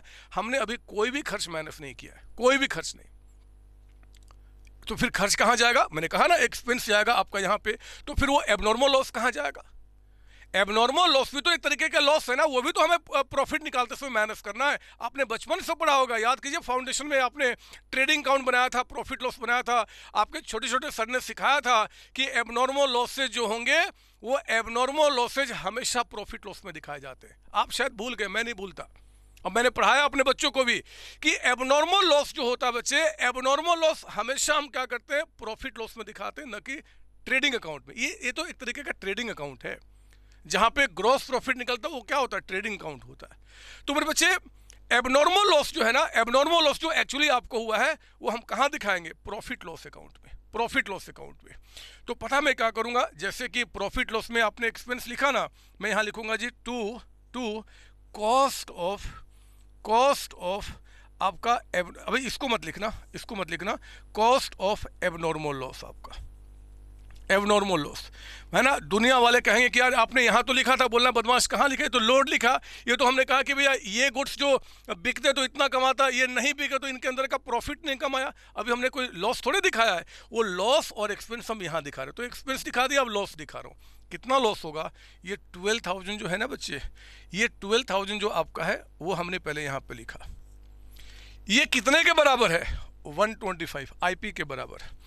हमें लॉसेज को कौन से प्राइस पे दिखाना होता है, उसका कॉस्ट। लॉस हमें कितने का हुआ, तो हमें कॉस्ट का। अगर ये पेन मान लो मैंने बनाने में 10 रुपये लगाए हैं, इस पेन के प्रोडक्शन में 10 रुपीज़ लगाया है, बट सेल करता हूँ 12 में, और ये पेन टूट जाता है, तो ये पेन का जो लॉस मेरे बुक में रिकॉर्ड होगा ना, वो 10 रुपीज़ पे होगा, कॉस्ट पे। ये मैं भी सिखा रहा हूँ, आपकी टैक्स वाली फैकल्टी भी सिखाएंगे जब टैक्स आपको पढ़ाएंगे वहाँ पे इनकम निकालते समय। तो कितना जी, कॉस्ट कितना है मेरे बच्चे, कॉस्ट 100 से मल्टीप्लाई कर दो, 100 से मल्टीप्लाई आपका ये कितना निकल के आ गया, ये आ गया 9600 रुपीज़ का अमाउंट आपका, 9600 है ना। अब आप निकालिए नेट प्रॉफिट, क्योंकि हम जानते हैं नेट प्रॉफिट निकालते समय हमारे सारे खर्चे माइनस हो जाने चाहिए। हम वही काम कर रहे हैं। तो बताओ जरा कि 96,000 का जो ग्रॉस प्रॉफिट था उसमें 6,500 रुपीज़ एक्सपेंस हो गया और 9,600 रुपये आपके लॉस्ट हो गए। तो प्रॉफिट आ गया मेरे बच्चे 79,900 रुपीज़ का। ये आपका आ गया नेट प्रॉफिट। ये आपका क्या निकल के आया, नेट प्रॉफिट। मैं बार बार कह रहा हूं, अगर आपका कॉन्सेप्ट खराब है तो भूल जाओ कि आपका कॉन्सेप्ट खराब है। अगर आपने बचपन से नहीं पढ़ाई किया, भूल जाओ कि नहीं पढ़ाई किया। हमने पढ़ाई किया है और नहीं पढ़ाई किया तो भी फर्क नहीं पड़ता। मैं तो बिल्कुल कॉन्सेप्ट पे चल रहा हूं यार, कहाँ कोई रट्टाफिकेशन। हमने कहा कि जरा बताओ कि ये जीपी निकालते समय क्या कोई ब्रांच के एक्सपेंस माइनस किया, नहीं माइनस किया, उसको मैं लिखूंगा। क्या जीपी निकालते समय कोई एबनॉर्मल लॉस आपने माइनस किया, नहीं किया, ये तो लोड था। फिर तो मैं झगड़ा करूंगा कि ये भी क्लोजिंग स्टॉक भी अपने हटा दिया, ये लोड है मेरे बच्चे। तो हम क्या करेंगे, उस लॉस को यहाँ पर दिखाएंगे, प्रॉफिट निकल गया, काम खत्म हो गया। लेकिन 2 मिनट ठहरो आप, अरे ठहरो, कॉन्सेप्ट हो चुका, बिल्कुल ठीक है, लेकिन 2 मिनट ठहरो ना। पता है मैंने आपको कहा है कि ये जो मेथड है ना, स्टॉक एंड डेटर सिस्टम, इसमें प्रॉपर मेरे बच्चे जर्नल एंट्री को फॉलो करना पड़ेगा, प्रॉपर अकाउंटिंग। क्योंकि आप यहाँ पे कुछ भी कहीं नहीं लिख सकते। एग्जाम में इस मेथड में आएगा कि जर्नल एंट्री बनाओ, तो फिर हम क्या करेंगे जी, समझिए मेरी बात ना। तो पता मैं क्या करूँगा, मैं थोड़ा सा जगह छुड़वाया था ना, यही रीज़न है। देखो मैं क्या करूँगा, मैं इसको सोच रहा हूँ कि कैसे लिखूँ मैं। यहाँ देखो मैं इस पे से लिख दूंगा। ये जो ब्रांच स्टॉक था ना, और जो आपका लॉस था मेरे 12,000 रुपये का, ये जो एबनॉर्मल लॉस का, अब देखो इस 12,000 में क्या किया, 2,400 रुपीज़ आपका यहाँ पे आया ब्रांच एडजस्टमेंट में। और जो इसका कॉस्ट है ना 9600 कहाँ चला गया, ब्रांच प्रॉफिट लॉस अकाउंट में गया ना बच्चे। पता मैं क्या करूंगा, इसको इस 12,000 को ऐसे नहीं लिखूंगा, मुझे ऐसे लिखूंगा तो एग्जामिनर मेरा मार्क्स काट लेगा, क्योंकि ये अकाउंटिंग नहीं हो रही, तो हमने एक लैंग्वेज लिख दिया। मैं पता क्या करूंगा, इस 12,000 को कुछ ऐसे लिखूंगा, by branch adjustment account, branch adjustment account, by branch adjustment. इस 12,000 में से एडजस्टमेंट में कितना जा रहा है जी, ये देखो 2400, तो बाय ब्रांच एडजस्टमेंट अकाउंट 2400, और मेरे बच्चे जो इसका कॉस्ट है ना वो कहाँ जा रहा है, प्रॉफिट लॉस अकाउंट में। तो कहूँगा by branch profit and loss account, profit and loss account. कितना अमाउंट है आपका, 9600। ये अच्छा है, ये अच्छा प्रेजेंटेशन है। अकाउंटिंग इज एन आर्ट है, अकाउंटिंग एक कला है ना बच्चे। तो कलाकारी में हम बताएंगे जी कि एंट्री, जैसे कि आपका ये एंट्री में हमने कहा ना बाई कैश, तो कैश अकाउंट में जाता, उसी तरीके से जो 12,000 का जो एबनॉर्मल लॉस है उसको ऐसे लिखने के बजाय हम उसको दो पार्ट में दिखाएंगे। लिखो ना मेरे साथ, आप बोलना by branch adjustment account 2400, by branch profit loss 96, यानी कि जो लोड है वो एडजस्टमेंट में आएगा और जो उसका कॉस्ट है ना वो कहाँ जाएगा, प्रॉफिट लॉस अकाउंट में। कोई डाउट इसके अंदर में, नहीं सर। अच्छा, जब यहाँ पे आपने कहा बाय ब्रांच एडजस्टमेंट, तो ब्रांच एडजस्टमेंट में ऐसे थोड़े लिखेंगे फिर तो यहाँ भी ठीक लिखना होगा जी। अरे लिखना होगा ना, अभी समझा रहा हो तभी तो ब्रांच स्टॉक में बोला बाय ब्रांच एडजस्टमेंट, तो एडजस्टमेंट में क्या बोलेंगे, टू ब्रांच स्टॉक अकाउंट। मैं इसको अच्छे तरीके से लिखूंगा। मैं एक काम करता हूँ, आप भी ऐसे कर लीजिए, करना है तो गुस्सा नहीं करना, क्योंकि मुझे पहले समझाना था। यहाँ पता है क्या बोलूँगा, to branch stock account, stock account से आ रहा है, और इसको डाल दूंगा ब्रैकेट में आपको समझाने के लिए। बस एग्जाम में ये जो ब्रैकेट वाली बात है वो भी नहीं समझाना, वो तो आपको एंट्री करना है, बस समझाने के लिए कि टू ब्रांच स्टॉक अकाउंट, ये 2400 क्या है जी, लोड है एबनॉर्मल लॉस का। और यहाँ पे मेरे बच्चे इसको ऐसे ना करके ये हम क्या करेंगे, हम इसको ऐसे, इसको भी करेंगे आपका टू, हम क्या बोलेंगे, branch stock account, branch stock account, branch stock account, और ब्रैकेट में क्या है जी, कॉस्ट ऑफ एबनॉर्मल लॉस, यानी कि जो एबनॉर्मल लॉस का कॉस्ट होगा वो कहाँ जाएगा, ब्रांच प्रॉफिट लॉस अकाउंट में। काम खत्म हो गया, कॉपी कीजिए, आप कॉपी कीजिए, बिल्कुल ध्यान से दिमाग शांत करेंगे, समझेंगे इस बात को। कुछ भी नहीं किया, एबनॉर्मल लॉस से हम कहाँ दिखाएंगे जी, प्रॉफिट लॉस में दिखाएंगे। एबनॉर्मल लॉस आपका हो चाहे एक्सपेंसेज हो, they are always shown at the cost price. तो हम क्या करेंगे कि जो आपका एबनॉर्मल लॉस हुआ था उसका कॉस्ट 9600 था, यहाँ लिख दिया हमने, और प्रॉफिट हमने निकाल दिया 79,900 का। आप प्लीज कॉपी करेंगे, जल्दी कॉपी करेंगे। और जहाँ पे आपका आंसर खत्म हुआ ना बच्चे, जहाँ पे आंसर खत्म हुआ ब्रांच प्रॉफिट लॉस अकाउंट, वहीं पे आप लिखिए उसके बाद इंपॉर्टेंट नोट, वहीं लिखेंगे आप यहाँ पे important note for revision. Exam के टाइम पे आपको रिवीजन करना है तो आप फटाफट इसको पढ़ के आप इसको रिवाइज कर सकते हैं। और ये क्या है जी, ट्रीटमेंट ऑफ,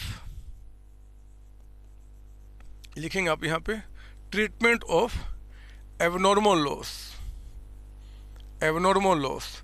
और कौन सा मेथड में, अंडर, ये कौन सा मेथड है आपका, under stock and debtor system, stock and debtor system. Stock and debtor system के अंदर में हम इसका ट्रीटमेंट आपको दिखा रहे हैं, ठीक है ना। तो आप लिखिए इसके बारे में, लिखेंगे, कहता है कि load of abnormal loss is debited to कहाँ जी, ब्रांच एडजस्टमेंट अकाउंट। जो लोड है एबनॉर्मल लॉस का वो कहाँ डेबिट हो जाएगा, ब्रांच एडजस्टमेंट अकाउंट में, branch adjustment account. And cost of abnormal loss is debited to कहाँ डेबिट करते हैं हम लोग जी, ब्रांच प्रॉफिट लॉस अकाउंट में, branch profit and loss account, ठीक है ना। कोई दुनिया वाला पूछ दे कि जरा जर्नल एंट्री बता सकते हो क्या, कि एबनॉर्मल लॉस का स्टॉक एंड डेटर सिस्टम में क्या एंट्री होगा, तो बताना उसको, कौन सी बड़ी बात है, बोलना branch adjustment account, branch adjustment account debited और द अमाउंट इज 2400। इस क्वेश्चन में 24 का मतलब क्या, लोड का अमाउंट आपका है ना। फिर आप लिख रहे हैं branch profit and loss account, branch profit loss account कितना है जी, 9600। ये क्या है बच्चे आपका कॉस्ट, जो लॉस हो गया उसका कॉस्ट आपका। एंड 2 आपने क्या बोला, ब्रांच स्टॉक अकाउंट है ना, ब्रांच स्टॉक अकाउंट कितना 12,000। ये 12,000 क्या है आपका, आईपी ऑफ एबनॉर्मल लॉस आपका। हो गई बात यहाँ पे, ठीक है ना। तो कोई एंट्री पूछ दे तो फिर ये निकल के आएगा। एग्जाम में मेरे बच्चे अगर बोलता है कि बताओ एंट्री क्या होगा, तो ठीक है जी, एंट्री ये हो गया एबनॉर्मल लॉस का, और आपका अकाउंट में इस तरीके से उसका ट्रीटमेंट होता है। आप जल्दी से कॉपी करें। सर क्या एग्जाम में ये क्वेश्चन आ सकता है, आया है बच्चे, 2 बार आपके एग्जाम में क्वेश्चन पूछा है, सेम क्वेश्चन। मैं तो अभी आपको कॉन्सेप्ट बिल्डिंग क्वेश्चन करा रहा हूं, बट एग्जाम में 2 बार ये क्वेश्चन आ चुका है।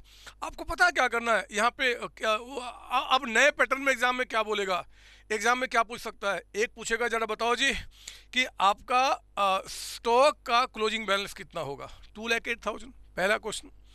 कहेगा जरा बताओ ग्रॉस प्रॉफिट कितना निकल के आएगा, 96,000। नेट प्रॉफिट कितना निकल के आएगा, 79,900 रुपीज़ का अमाउंट आपका।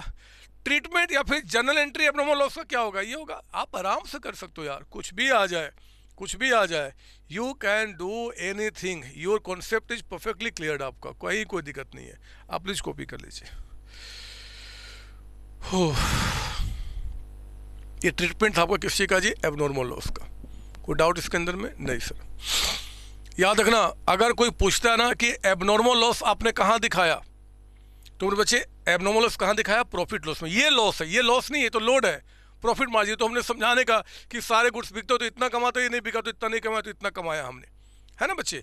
तो आप देख सकते हो जब इसमें भी 96,000 अमाउंट निकल के आ रहा है, इसमें भी 96 जो हमने निकाला था अभी, तो फिर अभी तो कोई लॉसेज, कोई खर्चे माइनस से नहीं हुए। हमने क्या किया, उसको यहाँ लिखा, फिर खर्चे माइनस किया। तो दुनिया वाले अगर आपको पूछ देना एबनॉर्मल लॉस को कहाँ दिखाते हैं, एग्जाम में आ गया, abnormal loss is shown in dash account under stock and debtor system. तो ब्रांच प्रॉफिट लॉस अकाउंट कहना, कहाँ शो करते हैं, कहाँ दिखाते हैं, प्रॉफिट लॉस में। ये लॉस थोड़े ही है, ये लॉस थोड़े, लॉस तो ये है आपका, कहाँ दिखाएंगे, प्रॉफिट लॉस अकाउंट में। कोई डाउट नहीं सर, प्लीज कॉपी कर लो इसको। ठीक है, तो ये हमने काम खत्म किया। ये क्या था, treatment of abnormal loss. Sir क्या होता अगर ये नॉर्मल लॉस होता, अगर ये नॉर्मल लॉस होगा तो फिर क्या करेंगे सर। अरे 19 क्वेश्चन वही है, आप पहले क्यों मुझसे पूछ देते हो, एक बार 19 पढ़ो ना, देखो ना क्या बता रहा है। 19 क्वेश्चन पढ़िए आप, क्या बता रहा है। कहता है कि एज्यूम इन प्रीवियस क्वेश्चन, इसी क्वेश्चन में कहता है कि आप एज्यूम करो, इसी क्वेश्चन में कहता है कि इसी क्वेश्चन में एज्यूम करें कि जो गुड्स लॉस्ट हुए हैं ना, वो स्पॉइलेज से हुए, ना कि आग लगने से। स्पॉइलेज का मतलब क्या, नॉर्मल लॉस। वो कह भी रहा है, बोलता है प्रिपेयर नेसेसरी अकाउंट्स। तो मेरे बच्चे पता है क्या करेंगे, आप सुन लीजिए, मैं बता दूं आपको। एक तो अब हम लोग क्या कर रहे हैं जी, हम सॉल्यूशन कर रहे हैं, यहाँ पे सॉल्यूशन कर रहे हैं कौन से क्वेश्चन का, आपका 19 का। और पहले ऐसे लिख लो आप, ट्रीटमेंट ऑफ नॉर्मल लॉस। अब हम देख रहे हैं नॉर्मल लॉस का क्या ट्रीटमेंट होगा, है ना। हमारा नंबर 2 चल रहा है, केस नंबर 2 आपका, और इसमें हम कर रहे हैं सॉल्यूशन ऑफ क्वेश्चन नंबर 19। आपको 19 करना है, मैं नहीं कराऊंगा। पता मैं क्या करूंगा, मैं मेरे बच्चे उस नॉर्मल लॉस का क्या ट्रीटमेंट होगा, मैं इसी अकाउंट में आपको दिखाऊंगा। इसी अकाउंट में जब हमारी क्लास खत्म हो जाएगी तो आपने क्या करना है कि उसके बाद नॉर्मल लॉस का क्या ट्रीटमेंट होगा वो आप वहाँ पे नोट डाउन कर लेंगे। मैं इसी में दिखाऊंगा, इसी में आपको यही समझ में आएगा। पहले मैं इसको मिटा दूं, एबनॉर्मल लॉस की बातें अब हटा दूं। क्या होगा अगर नॉर्मल लॉस होता है, तो मैं वो आपको बताना चाहता हूँ। सुनिए मेरी बात, पता नहीं आपने फाउंडेशन में या ग्रेजुएशन पढ़ा होगा तो कितना आपने पढ़ा हुआ है, लेकिन मैं आपको बता दूँ कि हमारे फाउंडेशन में या ग्रेजुएशन से जो बच्चे डायरेक्टली एंट्री में आते हैं हमारे CMA के अंदर में, उनको इस बात का जानकारी होना चाहिए कि जो हमारा फाइनल अकाउंट होता है ना बच्चे, trading account, profit loss account, उस ट्रेडिंग प्रॉफिट लॉस अकाउंट के अंदर में मैं आपको बता दूं कि एबनॉर्मल लॉस का जो ट्रीटमेंट होता है वो किसी भी हालात में जीपी तक में नहीं होता। जीपी तक में, ग्रॉस प्रॉफिट निकालने तक में हम एबनॉर्मल लॉस का इंपैक्ट नहीं दिखाते, वो इसलिए हमने यहां पे दिखाया। लेकिन लॉस अगर नॉर्मल है, लॉस अगर आपका नॉर्मल है, तो मेरे बच्चे नॉर्मल लॉस आपका जीपी जो निकाल रहे हो ना, वहीं तक में इंपैक्ट में आ जाने चाहिए। ये हमारा अकाउंट्स है, ये हमने सीखा हुआ है। मैं आपको पढ़ाऊंगा जब final account of sole proprietor आप दोबारा पढ़ेंगे अपने सीएमए के अंदर में, मैं वहां पे दोबारा सिखाऊंगा। अगर आप नहीं जानते तो आपको थोड़ा सा समझना पड़ेगा, बिल्कुल लिमिटेड नॉलेज अभी फिलहाल आपका। पता है अकाउंट्स क्या बोलता है? अगर लॉस एबनॉर्मल है तो जीपी तक में कोई इंपैक्ट मत आने दो। लेकिन अगर वो लॉस नॉर्मल है, नॉर्मल, तो नॉर्मल लॉस जो होता है ना बच्चे, ये आपका जो लॉस हुआ उसको आपको यहां नहीं, जीपी के पहले दिखाना होता है। मतलब ग्रॉस प्रॉफिट को निकालने में इसके इंपैक्ट को आपको दिखा देना है। सर कैसे दिखाएंगे? कुछ भी नहीं, मैं आपको दिखाता हूं क्या करूंगा। पता उस केस में ये जो आपका है ना बच्चे, ये जो आपका एबनॉर्मल लॉस है, मैं इस लॉस को यहां नहीं लिखूंगा। कितना लॉस था? 9600, यहां नहीं लिखूंगा।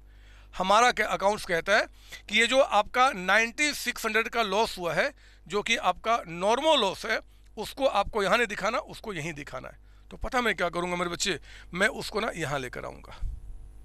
लॉस हुआ है, हमें दिखाना तो है, लेकिन मैं कहां दिखाऊंगा जी? आपका इसको थोड़ा सही कर लूं ताकि साफ साफ दिखे। ये कितना था? 96,000 था ना, पहले था 96। मैं क्या करूंगा, वो जो लॉस था ना यहाँ पे 9600 का, वो यहाँ ना दिखा के यहाँ दिखाऊंगा। तो मैं कहूँगा कि यहीं पे आएगा to cost of normal loss. Normal loss है ना, सुन लो मेरी बात, अभी लिखना नहीं। कितना जी? 9600। कुछ नहीं किया मेरे बच्चे, हमें लॉसेज को माइनस तो करना ही करना है। अगर हमें प्रॉफिट निकालना है, ये जो आपका प्रॉफिट था, इस प्रॉफिट को निकालने तक में लॉस तो हमें माइनस करना ही करना है। लेकिन वो अगर लॉस नॉर्मल होता है, नॉर्मल, तो उसका इंपैक्ट कहता है कि जीपी तक में आ जाना चाहिए। और अगर एबनॉर्मल होगा तो कहते हैं उसका इंपैक्ट जीपी नहीं एनपी में आना चाहिए। तो जो हमने लॉस यहाँ लिखा था ना 9600, अब यहाँ ना लिख के मैं यहाँ लिख दूंगा। तो इससे पता है क्या हो जाएगा? इससे आपका जीपी कम हो जाएगा। अब बताओ ये कितना? पहले जो 96,000 था, अब वो तो नहीं रहेगा जी, क्योंकि एक और खर्चा यहाँ पे आ गया। तो बताइए जीपी कितना हो जाएगा? बताओ जरा जल्दी से, आपका जीपी कितना निकल के आ रहा है? 1,40,000, 140 में 41,600 माइनस 2,400 और माइनस आपका 9,600, ये आ गया मेरे बच्चे यहाँ पे 86,400 का अमाउंट। तो आपका जो जीपी है वो आपका अब कितना हो जाएगा? 86,400। यहाँ लिखा हमने 86,400 का अमाउंट। बिलीव कीजिए एनपी जो है ना, आज भी आपका 79,900 रहेगा। एनपी तो उतना ही रहेगा, क्योंकि यार खर्चे को आप यहाँ दिखा दो चाहे यहाँ दिखा दो, इस नेट प्रॉफिट को निकालते निकालते तो माइनस हो ही चुका है। तो हम क्या करेंगे जी, वो अगर आपका लॉस नॉर्मल है तो हम क्या करेंगे, यहाँ पे दिखाएंगे एडजस्टमेंट में, ना कि प्रॉफिट लॉस अकाउंट में। सुन लो मेरी बात यहाँ पे। Yes sir. तो मैं ना अब इसको, क्योंकि हमें accounting is an art, accounting है, प्रेजेंटेशन करना है, तो पता मैं क्या करूँगा, अब आपको थोड़ा समझाना चाहूँगा, ये दिमाग में क्लियर हो जाए कि नॉर्मल लॉस है तो उस लॉस को यहाँ नहीं, हम यहाँ दिखाएंगे। लॉस का मतलब क्या? 96, ये तो लोड है, ये तो हमेशा यहाँ पर आएगा, इसकी बात कर रहा हूँ। अब सुनो ना, लॉजिक लगाओ, लॉजिक लगाओ कि यार जो नॉर्मल लॉस है उसका लोड भी यहीं पे आ रहा है, एंड नॉर्मल लॉस का जो कॉस्ट है वो भी यहीं पे आ रहा है। तो मैं क्यों अलग अलग लिखूं? क्यों यहाँ भी अलग अलग? क्यों ना मैं एक ही साथ लिख दूं जी यार, एक ही साथ। तो पता मैं क्या करूँगा, मैं अकाउंटिंग को और क्लियर करूँगा। ये देखो आप यहाँ पे, ये देखो आप यहाँ पे, मैं क्या करूँगा जी, मैं क्या करूँगा मेरे बच्चे, ये लिखा मैंने यहाँ पे क्या, बाय, सब कहाँ जा रहा है? एडजस्टमेंट में ना, तो by branch adjustment account, branch adjustment account. और ये क्या लिख रहे हैं? आपका लोड भी, लोड प्लस आपका कॉस्ट, दोनों है ना, ऑफ क्या, नॉर्मल लॉस। नॉर्मल लॉस, आपका नॉर्मल लॉस का जो लोड होगा और जो कॉस्ट होगा, दोनों जा रहा है आपका यहाँ पे। तो ये मैंने बस आपको समझाने के लिए, यानी कि आईपी आपका कितना हो गया? 12,000, 12,000 रुपये। और उस केस में हम इसको अलग अलग क्यों फिर इकट्ठा दिखाइए, यानी कि आपको अलग अलग क्यों? प्रेजेंटेशन है, हम अच्छे से दिखाएंगे।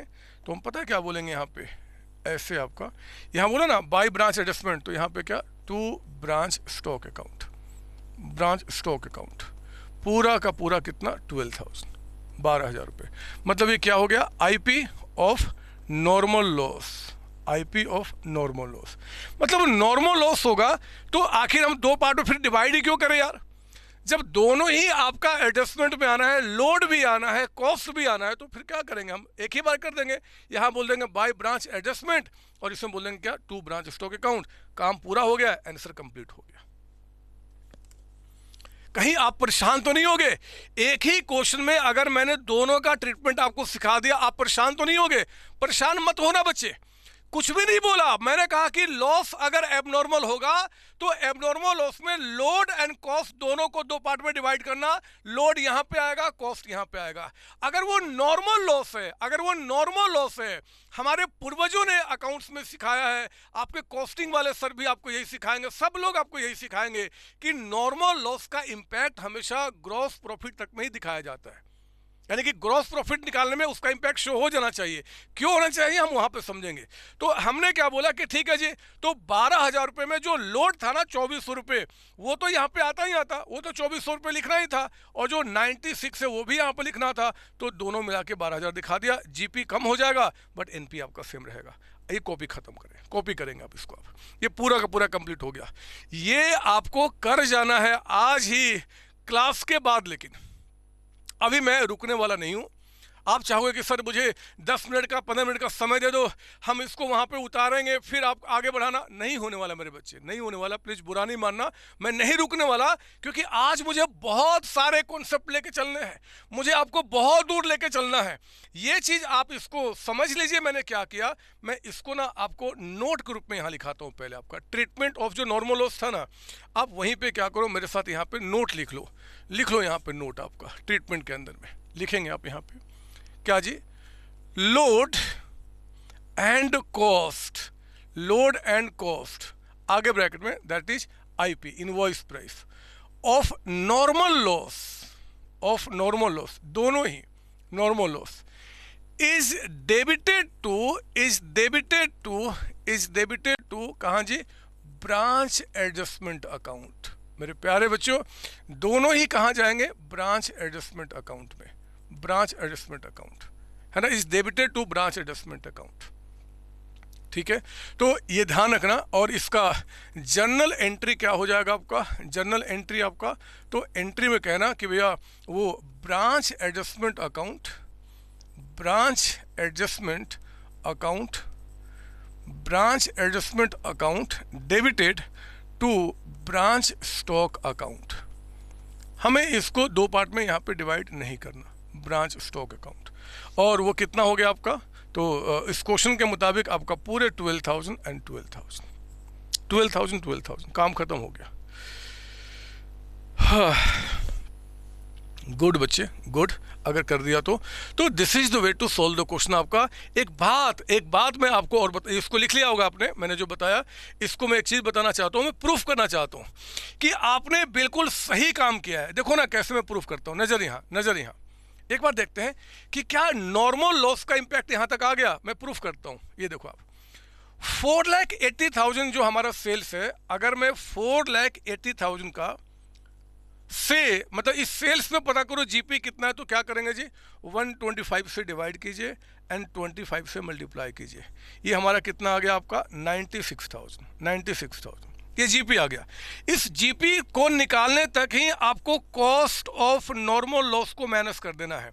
तो कॉस्ट ऑफ नॉर्मल लॉस कितना था, 9600, इसको जो माइनस करोगे तो कितना आ गया, 86,400, और यही वो आपका प्रॉफिट है ना। तो ये समझना है। अब अगर आपको मैं रटा दूं इस बात को कि बच्चे रट लो, एबनॉर्मल लॉस को दो पार्ट में डिवाइड करना, नॉर्मल को नहीं काम करने वाले हैं। रात में आपको नींद नहीं आएगी, आपको आत्महत्या करना है, सुसाइड करना है, किसी और को मार देना है, ऐसे ख्यालात आएंगे। मैं नहीं चाहता कि आपके साथ ऐसा हो, या फिर अल्टीमेटली इस चैप्टर को छोड़ के चले जाओगे, नहीं चाहता, मैं नहीं चाहता। मैं चाहता हूं कि आप चीज़ों को समझो, आप बारीकियों को समझो, तब तो मज़ा आएगा। सर ये आप जो करा दिए क्वेश्चन नंबर 18 19, ठीक, हम इसको कॉपी तो कर लेंगे, क्या एग्जाम में ऐसे क्वेश्चन आएंगे? अरे मैं क्या बताऊं आपको, मैं क्या बताऊं। एक बार जरा चेक करो क्वेश्चन नंबर 24, अब सीधे 24 आओ, बीच के क्वेश्चन को देखेंगे बाद में।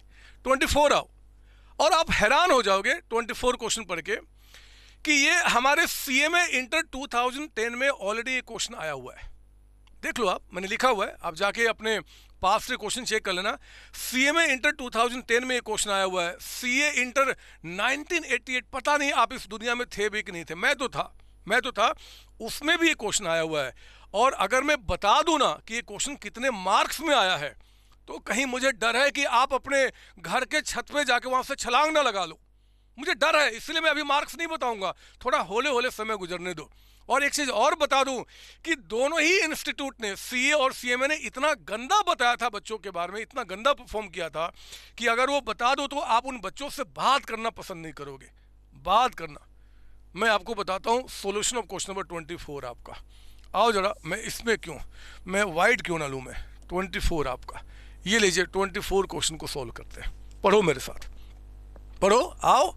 अरे आप ही से बोल रहा हो यार, आओ तो कम से कम देखो तो। 24 कहता है, Bombay traders sends goods to its Madras branch. बहुत पहले क्वेश्चन है ना, बॉम्बे को अब मुंबई कहते हैं, मद्रास को अब चेन्नई कहते हैं, बट एनीवे क्या फर्क पड़ता है। कॉस्ट प्लस 25%, यानी कि जो आपका कॉस्ट अगर आपका 100 है तो मेरे बच्चे लोड यहाँ पे कितना ऐड किया है जी, 25, यानी कि जो लोडेड प्राइस है आईपी दैट इज 125। ठीक है ना, आगे पढ़ना। Following particulars are available in respect of branch for the year ending on 31 March 2016। मैंने थोड़ा सा ईयर चेंज किया, बाकी कुछ नहीं। ओपनिंग स्टॉक कहता है एट ब्रांच, और थोड़ा सा चेहरे पे स्माइल आना। ये ओपनिंग स्टॉक जो कहता है ब्रांच के पास एट कॉस्ट टू ब्रांच। अरे एट कॉस्ट टू ब्रांच, याद कीजिए मैंने पिछले क्लास में शायद एक नोट लिखाया था, पिछली क्लास में, कि शब्दों का खेल, और कहा था कि अगर गुड्स का बेचना आईपी प्राइस पे हुआ है और कह दे कि एट कॉस्ट टू ब्रांच, तो ब्रांच को कौन सा कॉस्ट पता है, it's IP, this is IP, this is IP, this is IP. फिर कहता है goods send to branch at IP. Loss in transit, मेरे बच्चे ट्रांजिट में लॉस हुआ है 15,000 का, लेकिन इस बदमाश ने नहीं बताया कि जो रास्ते में लॉस हुआ है वो आपका नॉर्मल है कि एबनॉर्मल है। देख लेंगे हम, आगे पढ़ो अभी। पिलफ्रेज, ये तो नॉर्मल होता है, मैं आपको बता दूं, पिलफ्रेज का मतलब छोटी मोटी चोरियां जिसका इंश्योरेंस नहीं होता। सर छोटी मोटी चोरियां मतलब मैं आपको बताता हूं, जब आप अपनी डिग्री कंप्लीट कर लोगे, सीएमए बन जाओगे, अच्छा कपड़ा पहन के आप किसी कंपनी में जाओगे काम करने के लिए, और मान लो वो कोई कंपनी, मान लो बिस्किट की फैक्ट्री है, मान लो एक बात करता हूँ, बिस्किट का फैक्ट्री, आप जाओगे ऑडिट करने या फिर काम करने, तो पता क्या करते हो, एक दो बिस्किट को ना आप अपने पॉकेट में रखते हो, लेके भाग जाते हो, मतलब छिपा कर। आदत है ना, मजबूर है हम लोग। वहाँ थोड़ा लगता है कि यार हम सीएमए हैं, हम क्यों ऐसा काम करेंगे, नहीं मन करता है कि चुराएं, क्योंकि बचपन से चुराया हमने कुछ ना कुछ किसी न किसी से, वो आप करके आप आ जाते हैं। दैट इज कॉल्ड पिलफ्रेज, छोटी मोटी चोरियाँ। आप कोई एक्सपोर्ट की कंपनी है जी, वहाँ पे सीजर रखे हुए हैं, कैंची, आप गए एक पॉकेट में रख के आप आ गए, दैट इज कॉल्ड छोटी मोटी चोरियाँ। पिलफ्रेज ये नॉर्मल लॉस है, ये नॉर्मल लॉस है। हमारा इंस्टीट्यूट भी ना पिलफ्रेज को नॉर्मल लॉस ही कहता है, बट पता नहीं क्यों एक बार उन्होंने एबनॉर्मल मान लिया था। तो हम एग्जाम में क्या करेंगे, एबनॉर्मल तब मानेंगे जब क्वेश्चन बोलेगा, अदरवाइज हमेशा नॉर्मल मानेंगे। तो पिलफ्रेज तो छोटी मोटी चोरियां, इंश्योरेंस होता नहीं है, इट्स ए नॉर्मल लॉस। ठीक है, सेल्स बता रहा कि 12,19,000 का। एक्सपेंसेज है, क्लोजिंग स्टॉक कहता है ब्रांच के पास, फिर से कहता है cost to branch. Cost to branch यानी कि आईपी, आई नो इट, आप जानते हैं इस बात को। कहता है कि आपका recovered from insurance company against lost in transit. लो यहाँ बता दिया, वो जो ट्रांजिट में लॉस हुआ था ना, उसके अगेंस्ट आपको 10,000 का क्लेम रिकवर हुआ है। तो मेरे बच्चे क्लेम तब तो वो एबनॉर्मल ही रहा होगा जी, तभी क्लेम मिलता है, दैट वाज एबनॉर्मल लॉस। ठीक है, show ledger account in the books of head office, क्या जी, ब्रांच स्टॉक अकाउंट बना लेंगे। Goods send to branch account सिखा दूंगा अभी, चिंता नहीं करना। Branch adjustment, branch profit loss account. आओ जरा मैं आपको दिखाता हूँ 24 क्वेश्चन। इस क्वेश्चन में नॉर्मल लॉस भी है और आपका एबनॉर्मल भी है। चलो स्टार्ट कीजिए, आप बनाए ब्रांच स्टॉक अकाउंट, शुरू करो बनाना ब्रांच स्टॉक अकाउंट। ये लीजिए, हमने यहाँ पर रेडी किया मेरे बच्चे ब्रांच स्टॉक अकाउंट। ये रहा ब्रांच स्टॉक, थोड़ा सा बड़ा बनाऊंगा ताकि ना हौच पौच ना लगे, क्योंकि अब तो प्रेजेंटेशन भी करना ना, सब सिखा दिया मैंने यहाँ पे। क्या ब्रांच डेटर्स बनेगा क्या? नहीं सर, डेटर्स का ना ओपनिंग ना क्लोजिंग ना सेल के बारे में तो सारा का सारा सेल फिर मान लेंगे हम आपका कि कैश पे हुआ है और क्रेडिट पे तो कुछ दिख ही नहीं रहा है, तो उसको तो छोड़ ही दो आप। ब्रांच स्टॉक, ब्रांच डेटर्स बनेगा नहीं। क्या ब्रांच एक्सपेंसेज बनाने का मन कर रहा है? कभी नहीं करता, छोड़ दो। ब्रांच एडजस्टमेंट अकाउंट यहाँ बना देता हूँ, यहाँ भी बना सकता हूँ लेकिन मैं यहाँ बनाऊंगा, आपको अच्छा लगेगा। आप जहाँ मन करे वहाँ बनाइए। ब्रांच एडजस्टमेंट अकाउंट, ये रहा हमारा ब्रांच एडजस्टमेंट अकाउंट, है ना, जिसमें हम सबका लोड रिवर्स करते हैं except sales and sales return. और यहाँ पे हमने बना लिया ब्रांच प्रॉफिट लॉस अकाउंट। एक और भी अकाउंट वो कह रहा है गुड्स सेंड टू ब्रांच, हम उसको बाद में देख लेंगे, पहले इनको जो हम जानते हैं उनको तो बना लें। चलो स्टार्ट कीजिए, स्टार्ट कीजिए। Opening stock to balance BD, और ये कॉस्ट टू ब्रांच यानी कि दिस इज आईपी, मैंने समझाया हुआ आपको, 80,000। Good. Good send to branch लिखो ना यहाँ पे, to good send to branch, good send to branch, ये भी आईपी पे होना चाहिए। सर आईपी पे ही बोल रहा है, 12 लाख रुपये, 12 लाख रुपए। ठीक है, आगे। लॉस इन ट्रांजिट, क्योंकि ये एबनॉर्मल लॉस है मेरे बच्चे, ये आपका एबनॉर्मल लॉस है, तो हम क्या करेंगे, एबनॉर्मल लॉस को बाय ब्रांच आपका एडजस्टमेंट अकाउंट, है ना। और क्योंकि आपको समझा रहा हूं इसलिए तो ब्रैकेट में, ये क्या है, लोड ऑफ एबनॉर्मल लॉस आपका। और आप यहां लिखेंगे by branch profit and loss account, profit loss account. ये क्या है जी, तो लिख देता हूं, ब्रैकेट वाली बातें ना आपको समझाने के लिए है कि कॉस्ट ऑफ एबनॉर्मल लॉस। और मैं इस अकाउंट में ना कोई कैलकुलेशन नहीं करना चाहता, इसको साफ सुथरा छोड़ना चाहता हूं, तो मैं वर्किंग नोट्स में आपको दिखा देता हूं, है ना। वर्किंग नोट्स नंबर 1 बताइए कि आपका लोड जो है, लोड ऑफ एबनॉर्मल लॉस कितना, एबनॉर्मल लॉस का लोड कितना। तो एबनॉर्मल लॉस कितना था, देखो ना, लॉस इन ट्रांजिट कहता है एट आईपी पे 15,000 रुपये, 15,000। ये 15,000 कितने के बराबर है, आईपी यानी कि 125। आप लोड अलग कर रहे हैं, लोड कितना है 25, कितना आ गया आपका 3,000 रुपये। तो आपका लोड ऑफ एबनॉर्मल लॉस जो है ना 3,000 को यहां रिकॉर्ड कीजिए। एंड जो आपका कॉस्ट है यहीं पे, कॉस्ट ऑफ एबनॉर्मल लॉस। ऐसे में समझ गया कि यार 15,000 रुपये में 15 में 3 लोड, तो कॉस्ट कितना आ जाएगा 12,000। बट अगर आपको समझना है तो ऐसे देख लो कि 15,000 जो आपका आईपी है 125 के बराबर, कॉस्ट में निकालना है तो 100 से मल्टीप्लाइड, जो निकालना है उसे मल्टीप्लाइड 12,000, ऐसे देख लो, आपकी मर्जी। कोई डाउट इसके अंदर में? नहीं सर। तो हमने क्या किया जी, एबनॉर्मल लॉस को 2 पार्ट में डिवाइड करते हैं, लोड जाता है एडजस्टमेंट में, कॉस्ट जाता है प्रॉफिट लॉस, वो हमने काम कर दिया। ठीक है, आगे कहता है पिल्फरेज यानी कि नॉर्मल लॉस है मेरे बच्चे, यहां पे लिखेंगे by branch adjustment account, branch adjustment account, branch adjustment account, है ना। ये आपका, ये क्या है जी, आईपी, ये है मेरे बच्चे आपका IP of normal loss. Normal loss का चाहे लोड हो चाहे कॉस्ट हो, दोनों कहाँ जाता है, एडजस्टमेंट में। तो हम क्या करेंगे, पूरा का पूरा अमाउंट कितना बता रहा है 6,000, पूरे 6,000 रुपये को हम ट्रांसफर करेंगे यहाँ पे, है ना। ये आपका ये नॉर्मल लॉस हो गया जिसका लोड एंड कॉस्ट दोनों यहाँ पे आएगा, एबनॉर्मल का लोड तो आएगा, कॉस्ट यहाँ चला जाएगा। ठीक है, आगे पढ़ो।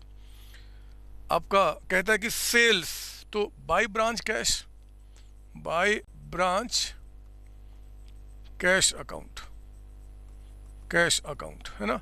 ये सेल्स है मेरे बच्चे, लिख देता हूँ ब्रैकेट में। ब्रैकेट वाली बातें बार कह रहा हूँ सिर्फ आपको समझाने के लिए, एग्जाम में थोड़ा लिखना है। इट्स 12 लाख एंड 19,000 का अमाउंट आपका, 1219 आपका। और कुछ है क्या, एक्सपेंसेज तो यहाँ चले गए, ब्रांच के जितने भी एक्सपेंसेज हैं उनको इकट्ठा करके बता रहा आपको कितना 60,000। ठीक है, और जो क्लोजिंग स्टॉक है ब्रांच के पास यानी कि बाय बैलेंस सीडी,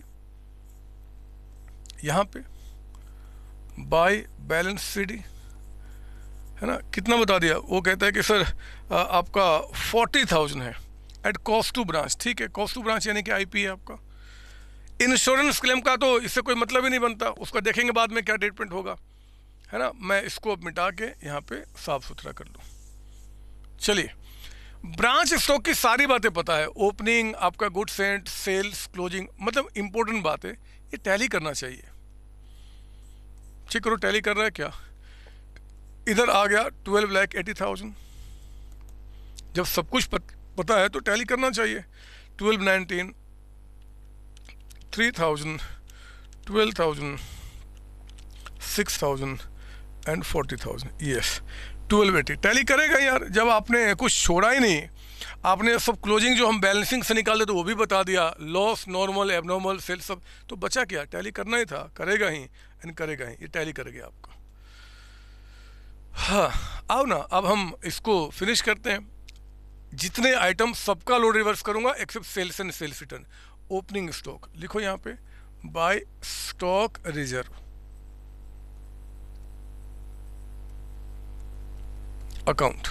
ये जो 80,000 का अमाउंट है, 80,000 रुपये, कितने के बराबर, 125। तो बताइए 25 कितना, 80,000 डिवाइड बाई 80,000 डिवाइड बाई 5, ये आपका 16,000 का अमाउंट है। गुड्स सेंट टू ब्रांच का लोड यहां पे कीजिए, by goods sent to branch,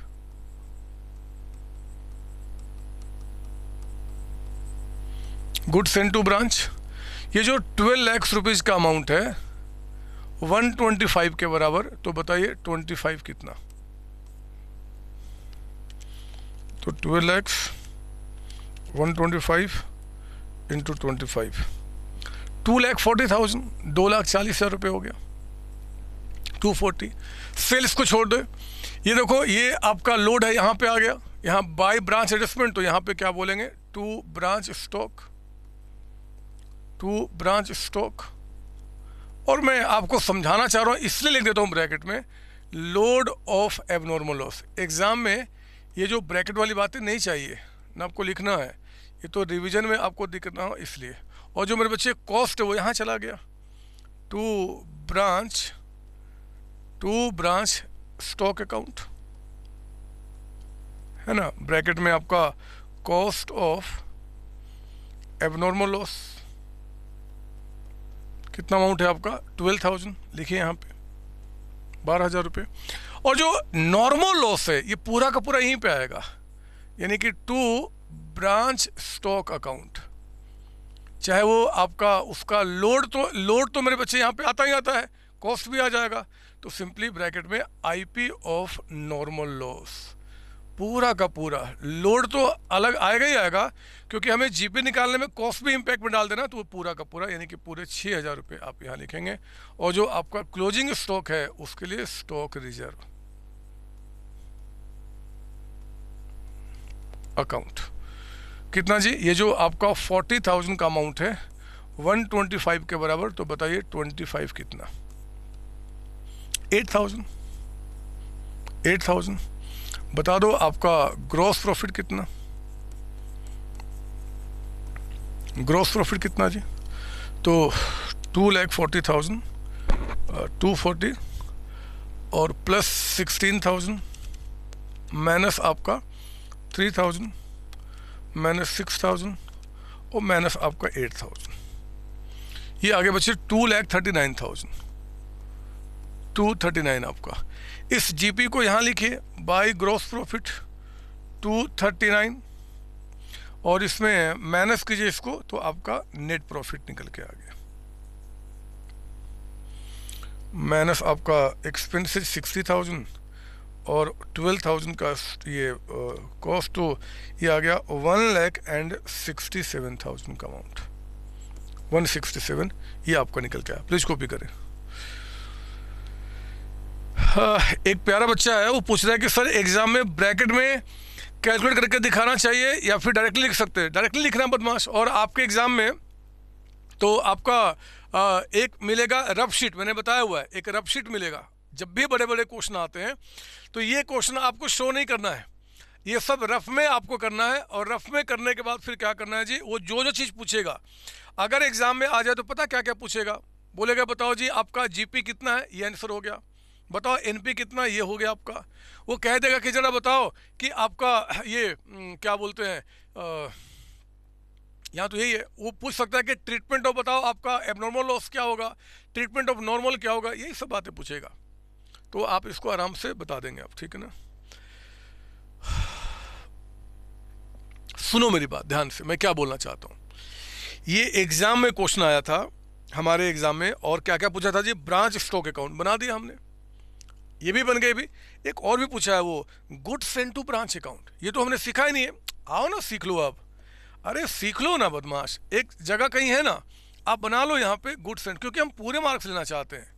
ये एग्जाम में आपका क्वेश्चन 10 मार्क्स का है, 10 मार्क्स में, और सीए के अंदर में यही क्वेश्चन आपका 16 मार्क्स का था, 16 नंबर में। सेम क्वेश्चन उनके एग्जाम में 16 मार्क्स में, आपके एग्जाम में 10 मार्क्स में, सेम क्वेश्चन।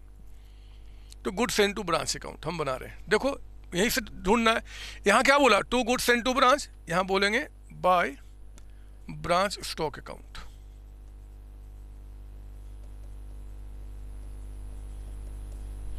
कितना, 12 lakhs, बस क्रॉस पोस्टिंग करना है।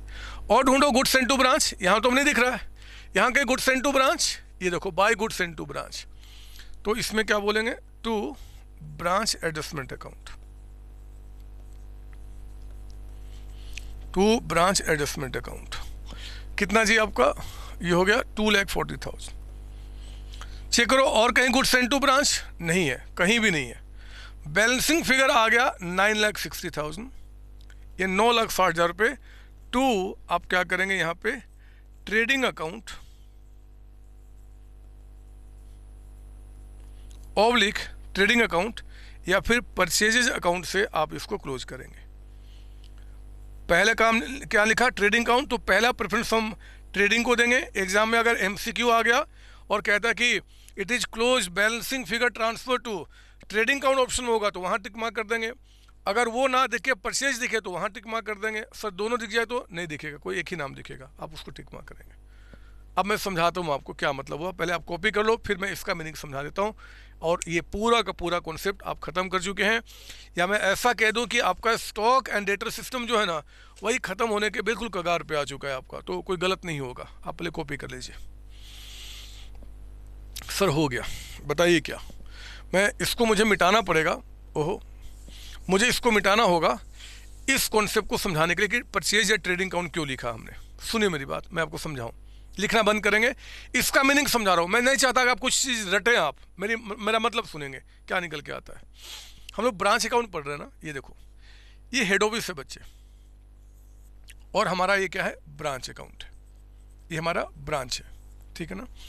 पता है हेड ऑफिस जो है ना दिल्ली में, इसको लिखना नहीं है, दिमाग में बैठाना है, ये दिल्ली में है। और ब्रांच कहाँ काम कर रहा है, मुंबई में, मान लो मुंबई में। देखो ये जो हेड ऑफिस है ना, हेड ऑफिस आपका ये दिल्ली में भी तो बिजनेस कर रहा है। मानता हूं कि एक ब्रांच रन कर रहे हो, ब्रांच के पास जो गुड्स बिक रहा है, खरीद जो भी हो रहा है, वो हम स्टॉक एंड डेटर सिस्टम में पढ़ जा रहे हैं कि क्या होगा।